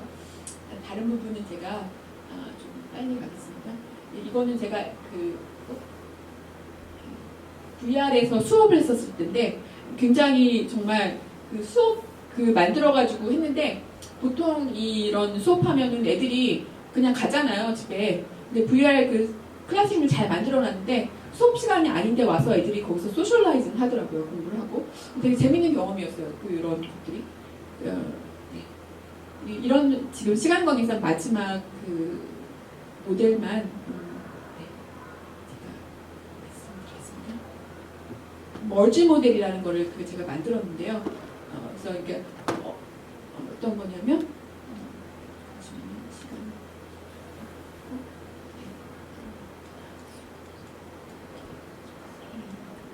처음에 교사 역할 멀지. 그러니까 처음에 M은 모니터를 해주는 교사가 해주는 역할이 그러니까 모니터가 굉장히 필요하다는 거예요. 어떤 얘가 각각의 우리가 AI를 통해 퍼스널라이즈 러닝을 하지만 모니터를 해주는 거는 또 교사 역할이라는 점. 그리고 encourage 해주는 거. 그러니까 아까 말씀드린 것처럼 앵사이티는 내려갈지언정 애들이 AI가 아무리 잘했어야 해도 별로 이렇게 큰 감흥이 없어요. 근데 선생님이 와서 너는 이걸 굉장히 잘했구나 하면 어른이고 애들이고 이게 encourage가 되고 이모셔널한 인게이지먼트가 일어나거든요. 그래서 그런 것들. 또 리워드. 적당한 인터벤션과 적당한 리워드를 해줄 수 있는 것도 교사 역할. 그리고 가이드. 너는 이제 이걸 잘하니까 앞으로 이제 이렇게 이걸 해봐. AI도 자기가 가지고 있는 모든 그 데이터가 지금 시간이 11시 5분 전입니다. 11시 10분까지 쉬었다가 11시 10분부터 진리가 온다 하는 시간으로 하겠습니다. 이제 지정 토론 시간입니다. 정재윤 박사님, 한국학중앙연구원의 정재용 박사님께서 네? 정재윤 예. 조금 더 예. 지정질문자라고 해가지고 질문을 네네. 지정 질문자로 지금 돼 있어서 혹시 질문하실 내용이 있으시면 먼저 해주시겠습니까? 네, 알겠습니다. 보면 보통적인 선생님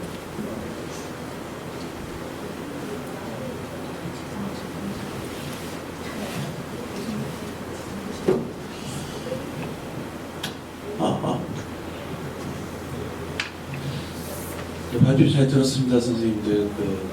일선에서 AI를 좀 시켜서 외국어 학습을, 한국어로 좀 외국어 학습을 하시거나 한국어 교육에 대해서 보다 더 수월한 교육 방식을 찾아가는 그 노력이 대단하다고 생각됩니다. 예, 제가 특히 외국인 선생님들은 인도에서 오신 제가 이름을 기억을 못하죠. 한국 이름 진실입니다. 사티아라고 불러주시면 아, 되고 예, 그냥 진실. 진실 선생님. 진실 선생님. 네. 한중형 같은 경우는 매우 사실 외국인 학생들이 많은 곳입니다. 그러다 보니까 특히 외국에 나와 있는 친구들 얘기도 듣고 그러는데 AI 이전 이후로 저 같은 경우는 국문학 쪽 중국 학생들이 많기 때문에 가끔씩 소식 들려오는 소리가 뭔가 흉흉한 소식들입니다. 뭐 과가 없어졌다니, 뭐 아니면 과가 없어졌다니, 뭐 폐강이 됐다니, 뭐 이런 것들인데, 그러니까 요새는 AI가 들어와가지고 외국인 학생들이 외국인의 한국어를 배우는 데 있어서 그런 필요성이라든지 이런 것들이 그들 스스로가 줄지 않았나? 라고 느끼나? 아니면 AI가 들어왔음에도 불구하고 그럼에도 불구하고 한국 문화가 계속 어떻게 보면 이른바 1세기에서도 먹어주는 계속 지금 먹어주는 문화가 되고 있기 때문에 그럼에도 불구하고 한국어를 배우고자 하는 사람이 느나 그거를 좀 질문을 하고 싶었습니다. 예. 일단은 그렇습니다. 제가 답변해 주시겠어요?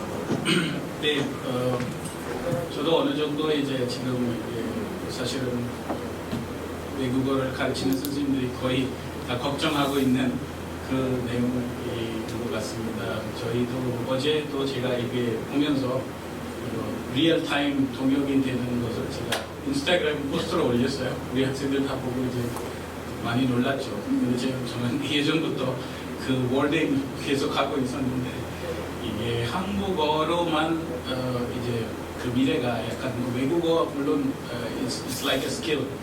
근데 그만으로는 안 되고 다른 스킬도 하나라도 매니지먼트나 IT나 그리고 다른 엔지니어링이나 뭐 다른 스킬도 하나 비울려야 된다면 그 시간인 것 같습니다. 한국어만 안 되지만 물론 아카데미아에 관심 있다면 계속 한국어를 연구하고 한국 역사나 사회나 한국 가르쳐도 하는 그 경향도 있지만 일자리를 바로 잡고 싶다는 그 학생들이 학사하고 이제 바로 일자리를 구하자면 그래서 리크루트먼트 면에서 이 챌린지가 있죠. 정말 사실은 많이 고민하게 되는데 AI가 들어오면서 this is a big challenge. 저도 그렇게 느끼고 있지만 근데 무시할 수가 없잖아요. 그래서 we have to live by this.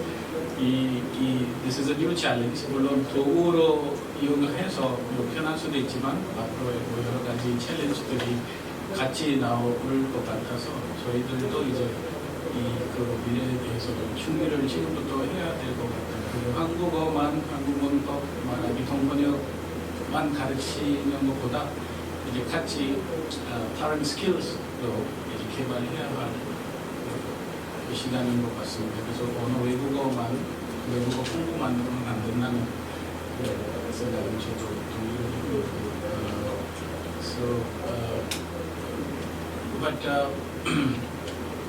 여러 가지의 장점도 많이 있다 보니까 교육할 때 여러 가지 it's like you can use like a tool AI 미디어로 이용을 활용하게 되면 이제 많은 도움이 되겠지만 앞으로 job loss 여러 가지 도전이 있겠지만 현재는 한류 등에서 한류 뭐 K-팝이 있어서 물론 학사 레벨에서 학교 과정에서는 이제 많이 아직도 모티베이션이 많아요. 자막 없이 한국 드라마를 보고 싶다든지 아니면 이 그 K-팝 노래를 부르고 싶다든지 K-팝에 많이 BTS를 들어서 많이 좋아해서 그 한국어를 많이 배우고 싶다는 학생들이 많은데 그 관심사가 이제 학부만 뜬다면 학사만 뜬다면 석사까지 많이 안 올라갑니다. 석사, 박사에 이제 갑자기 이제 숫자가 줄어들고 있는 그런 상황이 있는 것 같습니다. 그래서 일단 K-팝도 지금 많이 유행을 하고 있지만 그 얼마나 갈지는 잘 모르겠죠. 그래서 사실은 앞으로는 다시 우리 선생님들도 이 공연을 같이 해보면서 한국어만으로는 이제 이 미래가 얼마나 다른지 아니면 다른 스킬하고 같이 이제 조인해서 교육하면 다시 생각해야 될 필요가 있는지 이렇게 생각을 있습니다. 네, 고맙습니다. 예, 정재훈 선생님 임실이의 대구대학교의 선생님께서 말씀하셨다. 강연아 선생님도 질의하실 게 많으실 것 같습니다. 네, 토론을 하는 방식이 이제 발표자들한테 질문을 하는 방식도 있고 이제 제 생각을 좀 얘기하는 방식도 있는데 어쨌든 그러면은 잠깐 제 생각을 얘기하고 질문을 하도록 하겠습니다. 사실 저는 이제 소위 뭐 한국교육 1세대다 이런 얘기를 했는데 최근에는 이제 아까 박용진 대표가 표현한 위협과 기회에 대해서 저는 위협적으로 조금 많이 사실 느끼고 있어요. 현장에 있다 보니까 그러면서 혹시 이게 1세대로 끝나나 참 걱정이다 이런 생각이 사실은 더 많은 것 같습니다. 그러니까 우리 조 교수님이 발표하면서 이제 교육에서 AI가 들어왔을 때 교수자가 어떤 역할을 해야 된다는 걸 잘 말씀하셨고 또 굉장히 공감해요. 그리고 이제 교육학적으로 보면 학습자가 기체가 되는 거죠. 사실 주체는 여전히 학습자고 원래 이제 교사는 조력자가 돼야 되는 게 맞고 그러면 교육의 원리 쪽으로 더 가고 있다라고 생각할 수 있지만 이제 그럼에도 불구하고 사실은 이 한국어 교육의 지금 어떤 AI와 연계된 위기가 한국어 교육만의 문제냐라고 했을 때는 사실 그렇지는 않거든요. 모든 교육이 똑같이 지금 그 지식을 전달하는 어떤 분야도 사실은 AI가 가진 지식이 우리가 이제 대학 차원 아주 고급 지식 제외하고는 충분히 전달할 수 있기 때문에 교육의 위기는 똑같은 것 같아요. 근데 이제 문제는 언어 교육은 지금 이제 인도 교수님 말씀하신 것처럼 너무 심각한 거죠. 그래서 저는 사실은 위협 쪽이 굉장히 크다라고 생각을 하고 이제 실제로 중국이나 이제 국내 대학도 어학과가 많이 없어지고 있어요. 아예 없애죠. 실용적으로 필요 없다고 보면 없애기 때문에 지역학적으로 다 바뀌었고 일단 학과가 없어진다든지 아니면 이제 베트남 같은 경우에 이제 통번역으로 일을 하는 많은 사람들이 직업을 잃고 일차적으로는 AI가 번역을 하고 통역을 하고 그리고 그것을 점검하는 정도로 가고 있더라고요. 그래서 실질적으로 직업을 굉장히 많이 잃고 있어서 이제 어떤 도구적 동기로서 외국어를 배운다고 하면 이거는 없어지지 않을까. 저는 사실 그렇게 예측해요. 굉장히 빠른 속도로 다른 교육보다는 이제 외국어 교육이 굉장히 심각하게 힘이 들 것이다. 이제 그런 생각을 하는데 이제 오늘 제가 발표를 들으면서 사실 이게 AI가 한국어 교육에 접목된 건 진행형이잖아요. 지금 현재 진행형이어서 5년 후에 똑같은 학회를 했을 때 우리가 어떤 얘기를 주고받을까가 사실 예측이 안 되는 지금 그런 상황인데 참 다행이라고 생각한 것은 네 분 모두 사실 기본적으로 긍정적인 측면에서 전부 발표를 해주셨습니다. 예를 들면 이제 선생님은 뭐 조율자라든지 촉진자의 개념을 말씀해 주셨고 어쨌든 그 스리바스타바 교수님께서는 기본적으로는 교수 자체가 메인이고 조력자다 이렇게 보신 것 같고 그 다음에 이제 이정희 교수님 같은 경우는 협업이 없냐 이런 걸 말씀하셨는데 이제 AI라는 건 약간 동등하게 보거나 그러신 것 같고 가장 이제 AI 쪽으로 가신 게 박 대표이신 것 같아요. 그래서 박 대표는 실제로 지금 온라인에서 이루어지는 많은 외국어 교육은 AI 기반으로 벌써 사실 교사가 배제된 상태로 이루어지기 때문에 그런 것들이 이미 이루어지고 있고 거기에 접속하는 학습자가 아마 교실 교육하는 사람보다는 숫자로 하면 더 많지 않을까 싶어요. 그래서 이제 이때 단계를 보여주지만 아주 여러 가지 단계를 보여주지만 그럼에도 불구하고 아직까지 교사의 역할은 있다고 보신다는 면에서 긍정적으로는 그렇지만 사실 약간 우울하다 이런 생각을 해봤습니다. 근데 이제 교실의 3대 요건이 교사, 학습자, 그다음에 교육 자료 이렇게 하잖아요. 근데 교육 자료 교부가 AI라고 봤을 때 사실 이게 AI가 나머지 두 요소를 다 장식을 하는 거예요. 이제 일단 교수자의 지금 역할을 위협해서 교수자를 대체할 수도 있고 교수자가 가진 기능이 교수와 평가인데 평가까지도 이해가 될 만하다고 하기 때문에 교수자가 먼저 없어질 가능성이 있고 더 무서운 건 학습자까지 없애버리는 거예요. 그래서 학습이라는 것은 어쨌든 그것을 배워서 자기 머릿속에 지식으로 가져가는 것인데 지금 외국어 교육에서의 지금 AI의 역할은 사실 완전히 그게 도구화가 돼버리면 학습자들은 학습할 필요도 없거든요. 수단으로 도구만 사용하면 되기 때문에 교육의 가장 어쨌든 시발점이 되는 학습자 자체를 없앨 수도 있겠다는 측면에서 참 우려스럽습니다.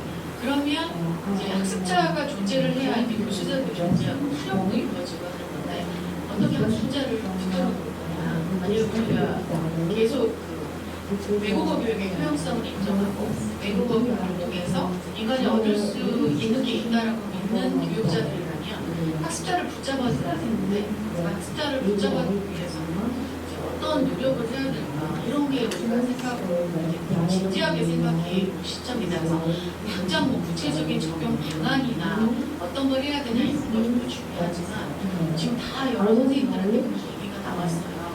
그래서 어떻게 학습자를 붙들어줄까? 그러면 이제 학습자가 크게 두 가지 동기를 갖잖아요.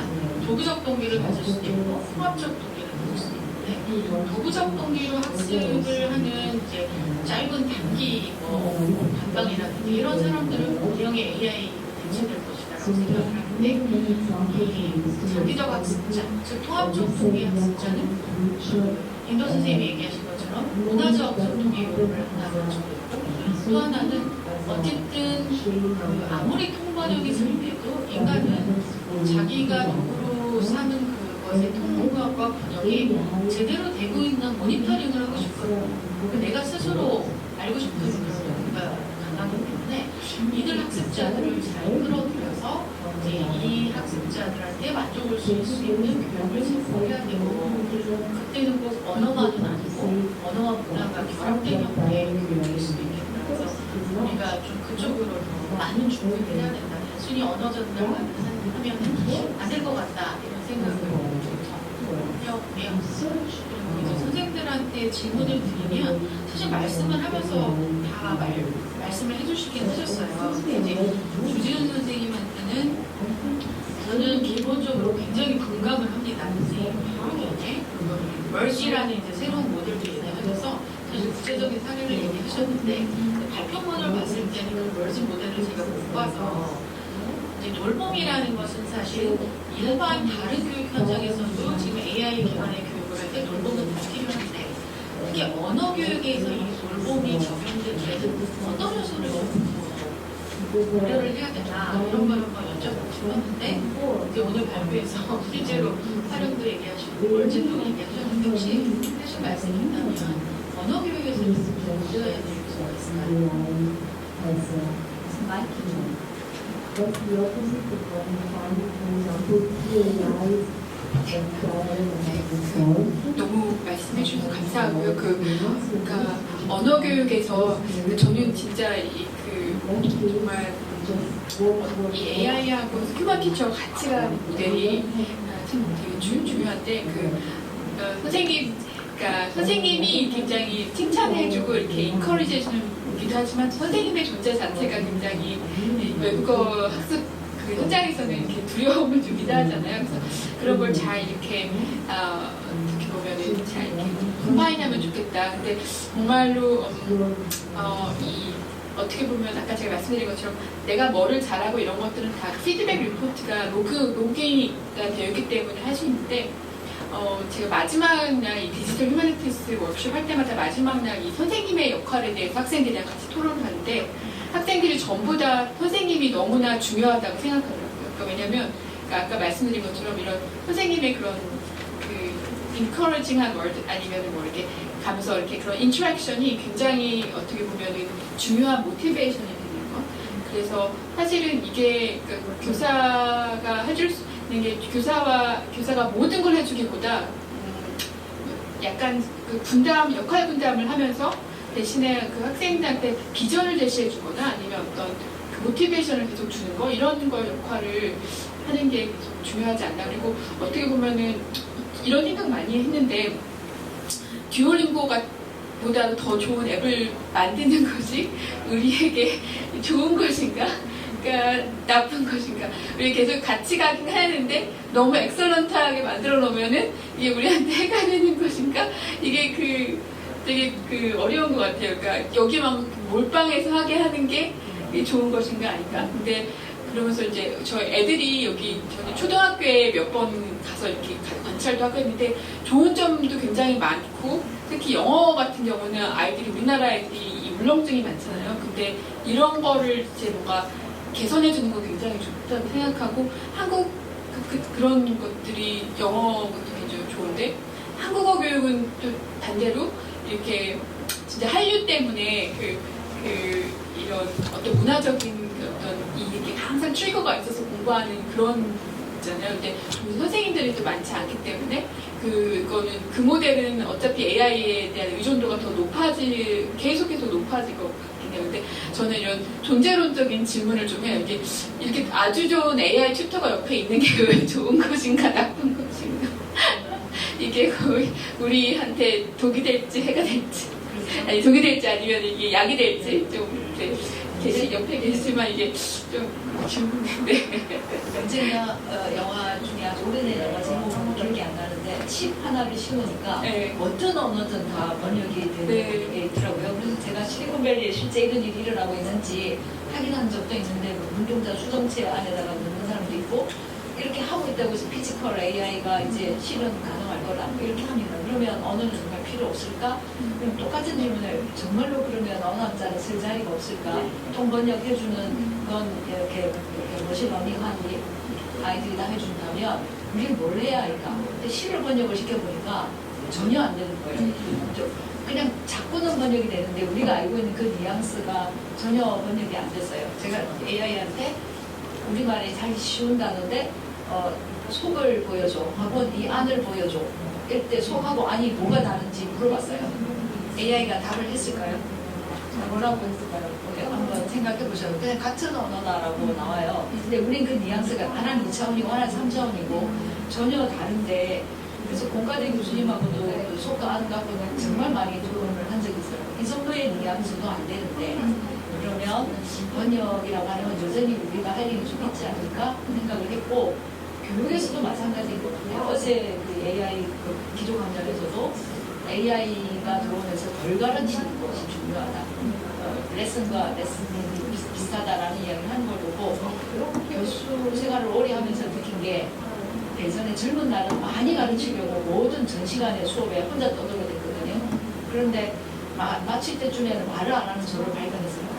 아이들이 더 말을 많이 하고 나는 그냥 질문만 던지고 학생이 던진 질문을 서로 상호 소통하는 걸 배우면서 안 가르치는 게 뭔지를 안 가르쳐야 할 게 뭔지를 드러내는 게 중요하다는 생각이 들었어요. 아까 똑같이 AI가 다 정말 효율적인 AI가 있다면 그거 저 스픽도 써보고 듀오링고도 써봤어요. 다 정말 언어 모델들을 다 쓰면서 지루해서 못 쓰게 되는 거예요. 잘 가르치는 너무 잘 가르치는데 너무 지루해요. 근데 실제로 우리 한국어 선생님은 못 가르치지만 때때로 비만큼은 못하지만 선생님이 주시는 그 돌봄이라고 선생님께서 말씀하셨지만 그 에파시거든요. 서로 시점을 주고받으면서 예를 들면 나한테 이걸 주세요와 이걸 나한테 다오 뉘앙스가 다른데 이거를 어떻게 나우와 주어를 잘 가르칠 수 있을까? 이런 거를 선생님들과 토론하면서 이건 다른 문제인 것 같아요. 다른 게 있어요. 선생님의 질문에 제가 조금 못했습니다. 저희 동네가 그 BTS 지민이 아버지가 하는 카페가 있어요. 근데 그걸 프랑스 아이들이 거기 BTS의 팬들이 그 카페에 가기 위해서 막 왔다가 우리 학교에 언어 연수를 옵니다. 같이 근방에서 우린 그 카페 근처에도 못 가요. 왜냐 외국인이 많이 진지를 치고 있어서 한 번도 못 가봤어요. 그런데 근처 가면 그 해적선 정말 다양한 국가에 왔다가 부산이 좋아요. 하고 우리 대학에 연수 왔다가 한국 국문과에 오는 거죠. 정말 다양한 아이들이 학생들이 와서 배우는 이유가 한국말 너무 잘해요. 이미 K-팝을 배우고 왔으니까. 그런데 왜 하냐고 물으면 깊이 이걸 싶어서 더 정확하게 하고 싶어서 AI가 잘해주잖아요. 반복적이고 의존적인 건 해줄 수 있지만 진짜 선생님하고 주고받는 거하고 그 다음에 식당에 이모님이 하시는 말씀을 우리가 못 알아들어요. 그거 알고 싶어요. 그러니까 사투리를 배우고 싶다는 거죠. 이런 것들이 언어와 문화의 소통이 아니라 생각합니다. 당연한 선생님께서도 나는 교수님 말고 되게 됩니다. 꺼주셔야 네. 두 번째는 곽용진 대표님한테 질문하겠는데요. 선생님 이제 발표를 들으면서 굉장히 효과성을 검증하려고 하셨다는 점에서 이제 데이터 기반으로 발표를 하셔서 굉장히 인상적이었습니다. 네. 이제 이런 것과 관련해서 이제 AI 활용으로 이제 즉각적이고 정교한 피드백을 제공할 수 있다 이런 장점을 말씀하셨거든요. 이제 현 시점에서 선생님 보셨을 때 AI 피드백의 수준, 문제점 이런 거에 대한 데이터가 혹시 있으신지 어떻게 생각하시는지 답변 부탁드리겠습니다.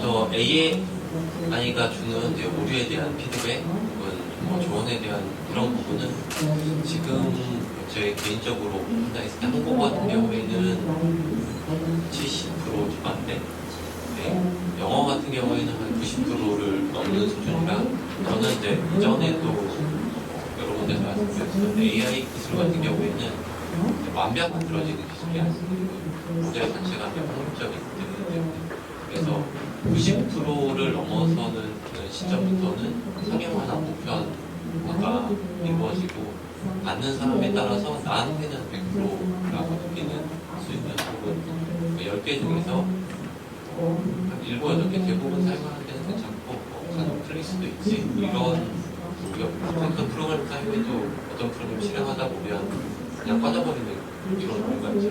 이런 환경에 익숙한 사람들이 이런 걸 쓰기 때문에 90%가 넘어가면 실제로는 사용자가 나쁘겠다라고 보고 있습니다. 그래서 언어마다 지금은 좀 AI의 성능이 좀 다를 수밖에 없거든요. 현재 한국어의 피드백은 70%의 수준이고 반대로 이제 AI가 설명하는 혹은 응답하는 곳에서 한국어를 구사하는 능력은 90% 이상의 수준으로 보더라고요. 제가 국립국어원하고 이 한국어 어문 규정에 관한 것들을 응답하고 소변해주는 이런 기술들을 데이터들을 만들고 있는데요. 그 데이터를 만들기 위해서 이제 AI의 맞춤법이 어떻게 되나요? 띄었으나요? 어쩌쓰나요? 이런 것들을 해보면 이제 로직은 정확하지만 이 답변이 부족한 한국어에 대한 지식이 부족해서 잘 나오지 않는 경우 그리고 한국어의 특성이 반영이 안 돼서 본인이 생성을 해낼 때 이게 보이는 경우 이런 경우가 있지만 일반인들이라고 하면 그중에 좀 까다로우신 분이 한 70% 일반 학생이나 뭐 이렇구나라고 하면 그만이 조금 잘못 알고 있더라도 한 10% 정도는 맞을 수가 있을 거라고 생각합니다.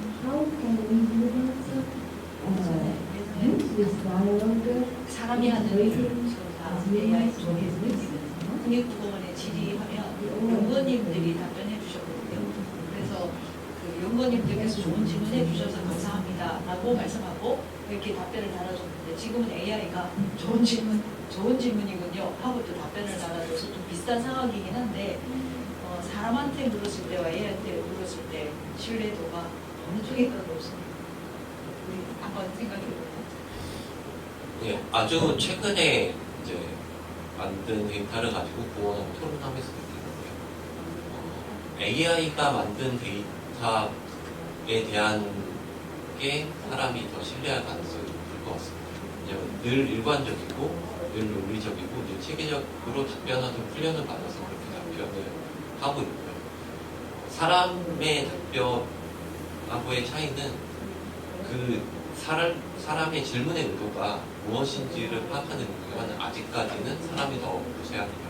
그러니까 맞춤법에 대해서 물었을 때 이 사람은 띄어쓰기를 묻는 것처럼 외형상으로 보이지만 실제로는 띄어쓰기가 아니고 통상적인 문법적인 설명이 필요하다라는 것을 짧은 문장에서 파악하는 능력은 사람이 더 우위인데 그러다 보니까 질의와 응답을 객관적으로 평가를 해보면 질의하고 답변의 개연성이 떨어지는 현상이 생기죠. 사실 평가 관련해서 물어봐 주셨지만 AI 모델 자체가 평가라는 방식을 통해서 만들어집니다. 그렇기 때문에 논리적인 그 내부의 설명을 다 할 수는 없어도 기본적으로 평가의 정확성은 AI 모델 쪽이 더 높다라고 볼 수 있습니다.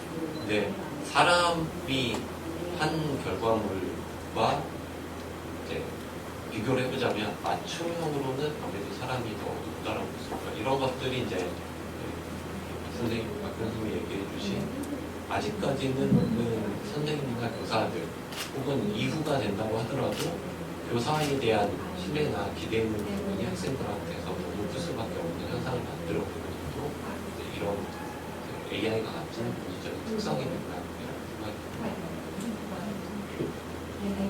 네, 세 번째는 이제 스리바스타바 선생님께 드리도록 하는데요.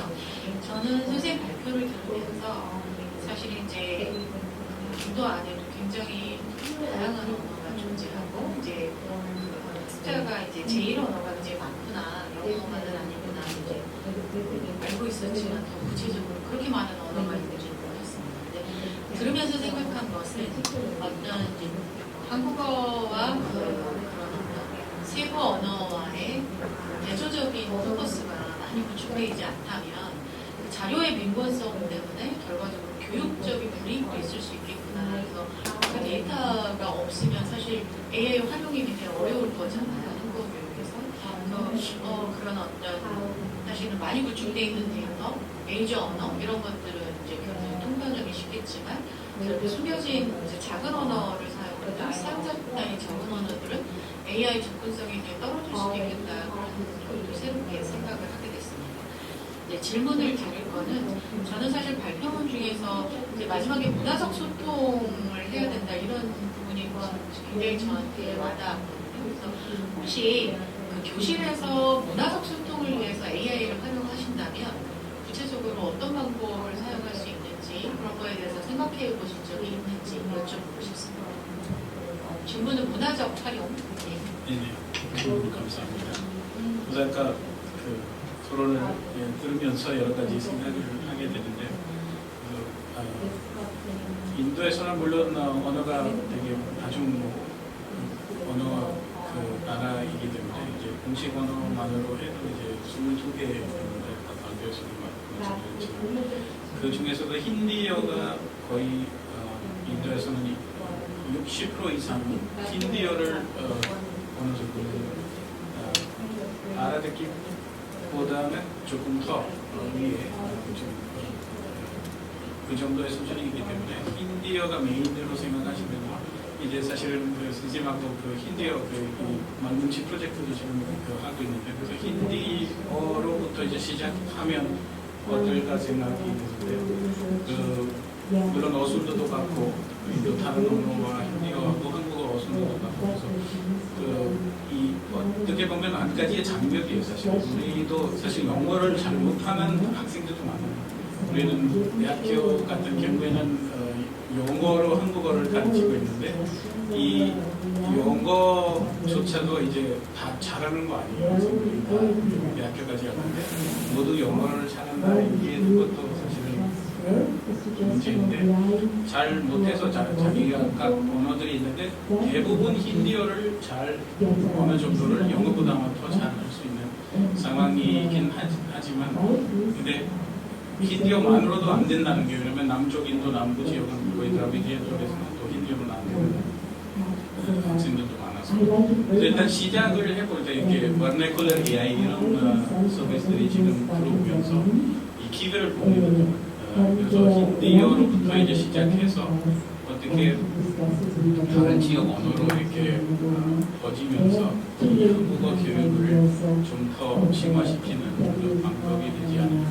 여러 가지 기능들이 지금 AI에서 지금 많이 받아들이고 나오고 있지만 앞으로 이런 vernacular AI 같은 서비스를 이용해서 지역 언어까지 이렇게 좀 더 이렇게 한국어 교육이 될 수 있는 기회를 생각해봤습니다. AI 같은 경우는 제가 봤을 때는 AI는 또 이 어제 그 기조 연설에서도 나왔지만 이제 아주 초기 단계잖아요.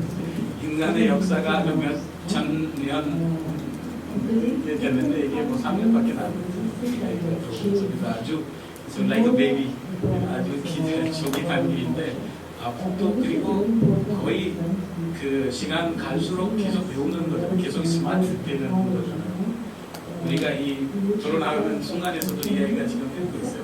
이렇게 하니까 너무 앞으로 한그 챗 GPT 샘 알트맨 그 인터뷰 하나 봤는데 5년 뒤에 이 오늘날의 이 챗 GPT 수준, AI 수준이 그때 가서는 아주 프리미티브라고 볼 거예요. 원시적인 이 수준이에요.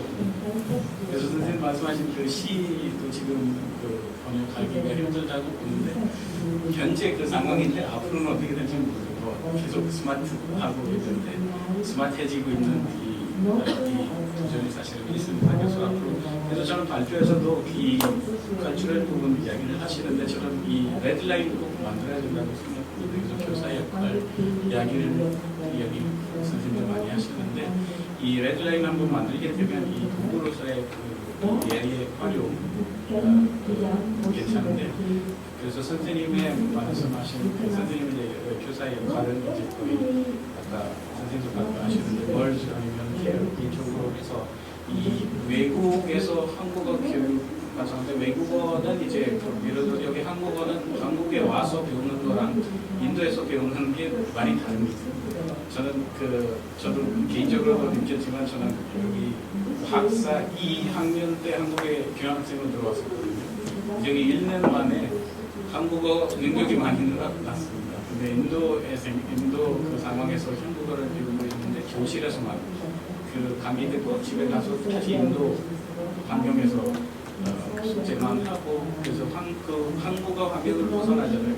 한국에 생활하면서 이 환경을 24시간 그 환경 속에서 배우니까 너무 빨리 배울 수 있는 그래서 이 환경, 메타버스나 이런 이머스미 같은 이 앱을 통해서 이 환경을 월추얼 미디엄으로 이렇게 또 만들면 학생들이 한국까지 못 와도 이제 인도에서 오시면서 이 컬처럴, 뭐 한국에서의 뭐 시장 가는 거 아니면 뭐 은행 다니는 거 아니면 결혼식 다니는 거 이런 문화 요소들도 잘 배울 수 있지 않을까 그런 면에서 AI의 활용을 지금 제가 좀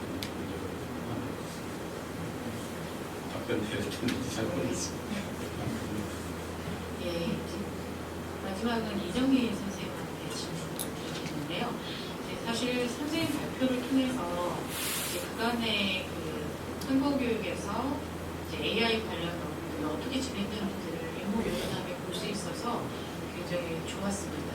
이제 한번 이제 이 시점에서 멈춰서서 우리가 생각할 것이 굉장히 많구나. 이제 또 현장에서 가장 열심히 뛰시는 분이어서 이제 여러 가지 생각이 이정희 선생님 굉장히 머릿속에 많으시리라 생각을 합니다. 근데 오늘 발표하신 것 중에서 협업의 역량 이런 말씀을 많이 하셨는데 이 협업의 역량이 이제 계속 이게 변화하는 지금 영향이어서 지금의 이제 우리가 협업을 논의할 것과 이제 협업의 비중이라고 할까요? 그 비중이 뭐 지금은 교사 주도였으면 동등해졌다가 점점 AI 쪽으로도 이제 협업의 비중이 넘어갈 수도 있다고 이제 저는 개인적으로 생각을 하고 있는데 아까 이제 교사가 가지고 있는 어떤 주도인 역할 중에 다른 역할도 있지만 여기서 교수자 역할과 평가자 역할이 있다고 했을 때 저는 이 평가자 역할을 먼저 잃어버릴 수도 있다.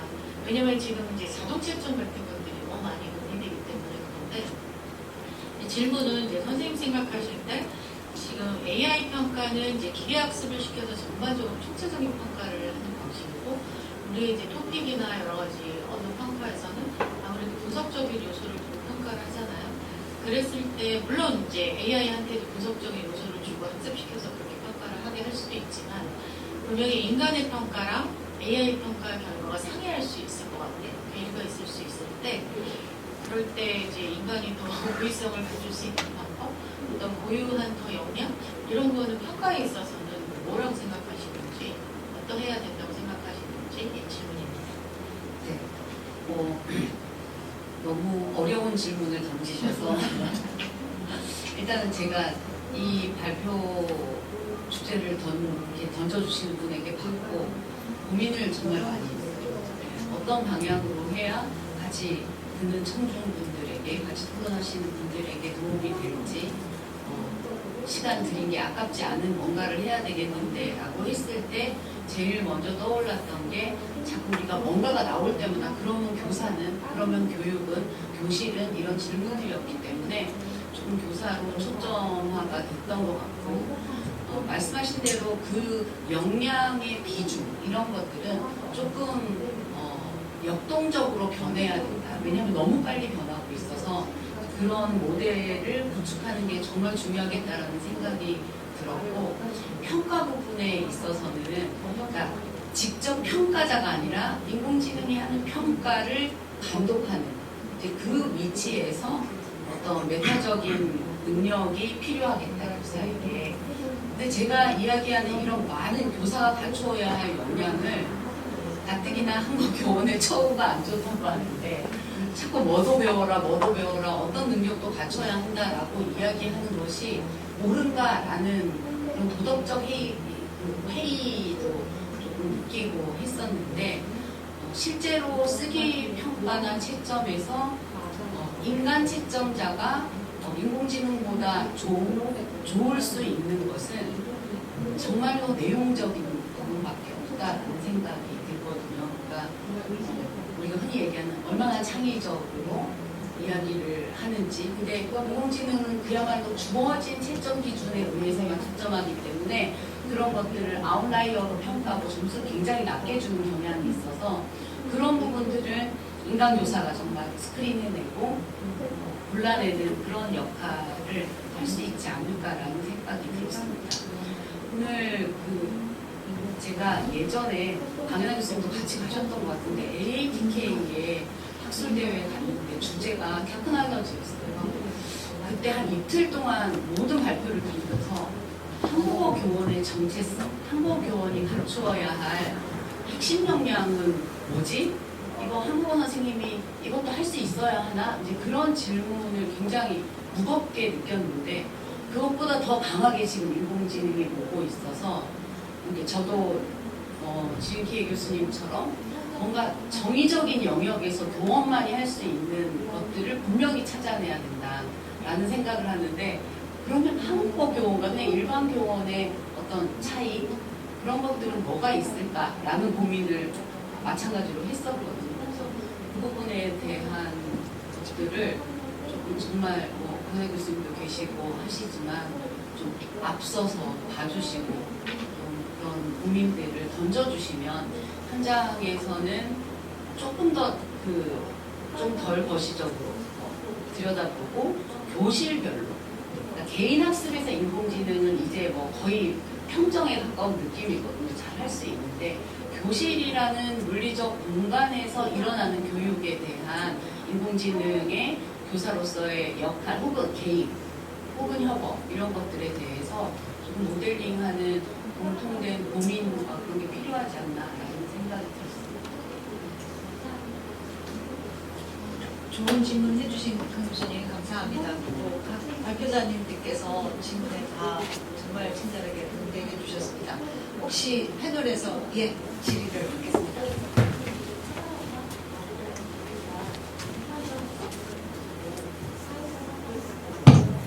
네, 안녕하세요. 저는 수원아주대학교 국어국문학과 학부생 이성희입니다. 앞서 다 강의 내용을 너무 흥미롭게 잘 들었고, 이제 AI의 도입이 사실 한국어 분야에서는 더 피할 수 없을 거라고 저는 계속 생각해왔고, 그에 따라서 저도 이제 이후에 한국어 교육 업계 쪽에서 이제 활동을 하고 싶어하는 사람으로서 좀 더 이러한 툴을 어떻게 더 효과적으로 사용할 수 있을지에 대해서 좀 생각해보는 계기가 되었던 것 같습니다. 그리고 앞서서 강연하 선생님께서 언어교육에서 AI의 등장이 위협적이라고 생각하셨는데, 사실 저는 제 경험에 비추어 보았을 때는 저는 좀 반대의 입장을 가지고 있습니다. 제가 학교에서 이제 저희 아주대학교의 파란학기 프로젝트에서 이제 저희 같은 과 다른 선배들과 함께 이제 한국어 교육을 위한 그 SNS 콘텐츠를 제작하고, 또 제가 그 중에서도 실물 보드게임 기획 및 제작을 담당을 했었는데, 그때 당시에 사실 한 학기라는 짧은 시간 동안 보드게임의 개발뿐만 아니라 디자인, 또 관련 콘텐츠 제작까지 다 하기에 사실 굉장히 시간 제약이 많았고, 그 과정에서 AI를 활용함으로써 그런 교구를 만드는 데 있어서 정말 이게 한국어 교사 이런 아직까지 비전문가인 제가 써도 이렇게까지 효율이 좋은데, 정말 이 업계에 오래 계시고 또 경험이 많이 쌓이신 분들은 정말 다양한 방법으로 사용하실 수 있겠다는 생각이 들어서, 오히려 언어교육에서 이런 AI가 좀 학습 보조교구를 제작을 하고 이걸 또 상용화를 하는데 더 도움이 될 수 있을 거라는 생각이 들었습니다. 그리고 질문 같은 경우에는 제가 각 분들께 다 질문을 가지고 있긴 한데, 일단 첫 번째 질문은 곽용진 대표이사님께 있는데요. 강의해주신 내용 중에서 외국어 학습이 AI 발전에 취약한 것은 시간과 노력에 대한 교환 가치가 취약하다라는 점을 지적을 해주셨어요. 그래서 외국어 학습에 필요한 시간과 노력이 다른 분야에 비해서 현격히 높은 편이라고 말씀을 해주셨는데, 사실 이 부분에 대해서는 저도 굉장히 많이 동감을 하고 있는 반면, 이제 오히려 그런 점에서 AI가 학습의 어떤 개별화라든지 개인화에 초점을 맞춰질 경우 학습자가 뭔가 효율적으로 학습을 할 수 있는 반면 좀 고립된 환경에서 학습을 하는 것으로 이어질 수 있지 않을까라는 우려가 일단 하나가 있었고, 또 학습 시간을 단축하는 것이 과연 효율적인가라는 의문도 조금 있었습니다. 물론 절대적으로 봤을 때는 시간을 줄일수록 이제 사람들 입장에서는 그만큼 투자하는 비용이 줄어들기 때문에 부담감을 적게 느끼겠지만, 사실 언어라는 것은 우리가 일상생활에서 매일매일 사용하는 것이고, 또 그에 따라서 언어 교육이 시간을 단축한다는 것보다는 언어의 학습을 어떻게 하면 지속적으로 꾸준히 사티안슈 스리스타가 교수님께서 말씀해 주신 것처럼 어떻게 환경에 곳곳에 매치해둘 수 있을까를 고민하는 게 조금 더 롱래스팅한 그런 관점이 아닌가라는 생각이 들었어요. 그래서 이런 경우에 좀 AI를 통한 학습 툴 개발이 뭔가 언어의 학습에 드는 시간과 노력을 얼마나 보상할 수 있는, 얼마나 더 풍부하게 보상할 수 있는지에 대해서 어떤 아이디어가 있으신지를 좀 여쭙고 싶습니다. 발표하시는 게 질문까지 해주셔서 감사하고요. 제가 시간의 단축에 대해서 이제 말씀드린 건 아까 선생님이 말씀해 주셨던 것처럼 몇몇 AI 관련된 과거 영화나 기대 칩을 씹으면 언어 학습이 끝나는 이런데, 제가 창업할 때쯤에 이런 기술이 있었어요. 칩을 씹는 것이 아니라 영화 매트릭스에 있는 것처럼 전자 데이터로 어린 지식을 전달하는, AI가 교육 쪽에서 특히나 논란이 된 시도가 많고 가장 먼저 거기에서 적용이 되는데, 이후의 본질 자체가 우리가 학습하는 것이 지식이냐 그 지식을 통한 어떤 새로운 창의력을 발굴하는 능력이냐 하는 거를 동시에 가지고 있기 때문에 네, 이 지식의 학습이 혹은 그 능력의 체화가 단시간에 끝날수록 학습이라는 학습 이후에 할 수 있는 그 가치들이 높아지기 때문에 이게 결국 경쟁이든 아니면 가치 비교에서 큰 영향을 차지할 수밖에 없습니다. 예를 들면 한국어를 배우는데 다양한 문화적인 지식과 이런 것들을 여기서 오랜 시간을 거쳐서 배우는 방법도 있을 텐데요. 네, 100시간 혹은 아까 그냥 칩을 심어서 한국어를 가르친다 라고 하면 그때부터는 문화를 즐기거나 일을 하거나 자기 의지대로 사용할 수 있는 것들이에요. 그리고 새로운 언어를 배우는데 그 시간을 할애할 수 있어요. 그렇기 때문에 언어를 배우는 시간이 다른 지식들보다 상대적으로 높다는 것 자체가 이제 같은 지식 사회에서 다른 분야의 지식에 대해 굉장히 불리한 입장이에요. 저도 이제 국어를 전공한 사람이지만 다니는 동안에도 늘 이공계에 치여 있는 이런 상황. 이제 아이러니하게도 졸업 후 사회에 나왔을 때 이공계에서 얘기하는 얘기는 사회의 공부가 가치는 다 이공계가 가져와서 이공계가 그렇게 공부를 해서 그 지식을 쌓아서 사회에 나왔는데 떨어지더라고요. 라는 불만이 지금도 기사에 계속 나오고 있죠. 근데 이공계가 더 키워야 돼요. 근데 이 지식의 특성과 지식 사회가 갖고 있는 특성이 본질이라고 생각합니다. 이런 부분에서 이제 기존의 장벽이 됐던 굉장히 기시가 얼마가 될지도 모르는 이것들이 좀 더 객관화되고 데이터화돼서 서비스로 제공될 수 있다면 선생님들의 기회도 오히려 더 많이 일어날 수 있을 거라고 생각합니다. 2학년이라고 하셨어요?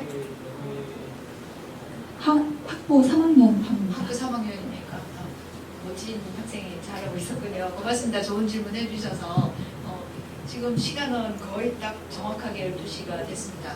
저희가 해야 될 숙제가 하나 있습니까? 선생님 쪽에서 사진을 찍어야 된다거나 의자를 돌리고 해야 되나요? 그냥 찍으면 되나요? 그래요?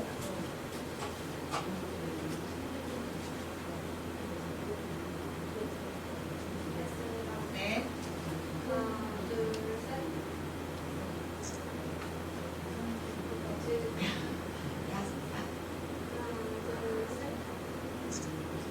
아마 남은 문제는 저희가 시사를 하면서도 좋은 이야기를 해야 될 것 같고 이렇게 좀 딱딱한 자리였는데도 불구하고 선생님께서 너무 좋은 질문을 만들어주시고 또 주제 발표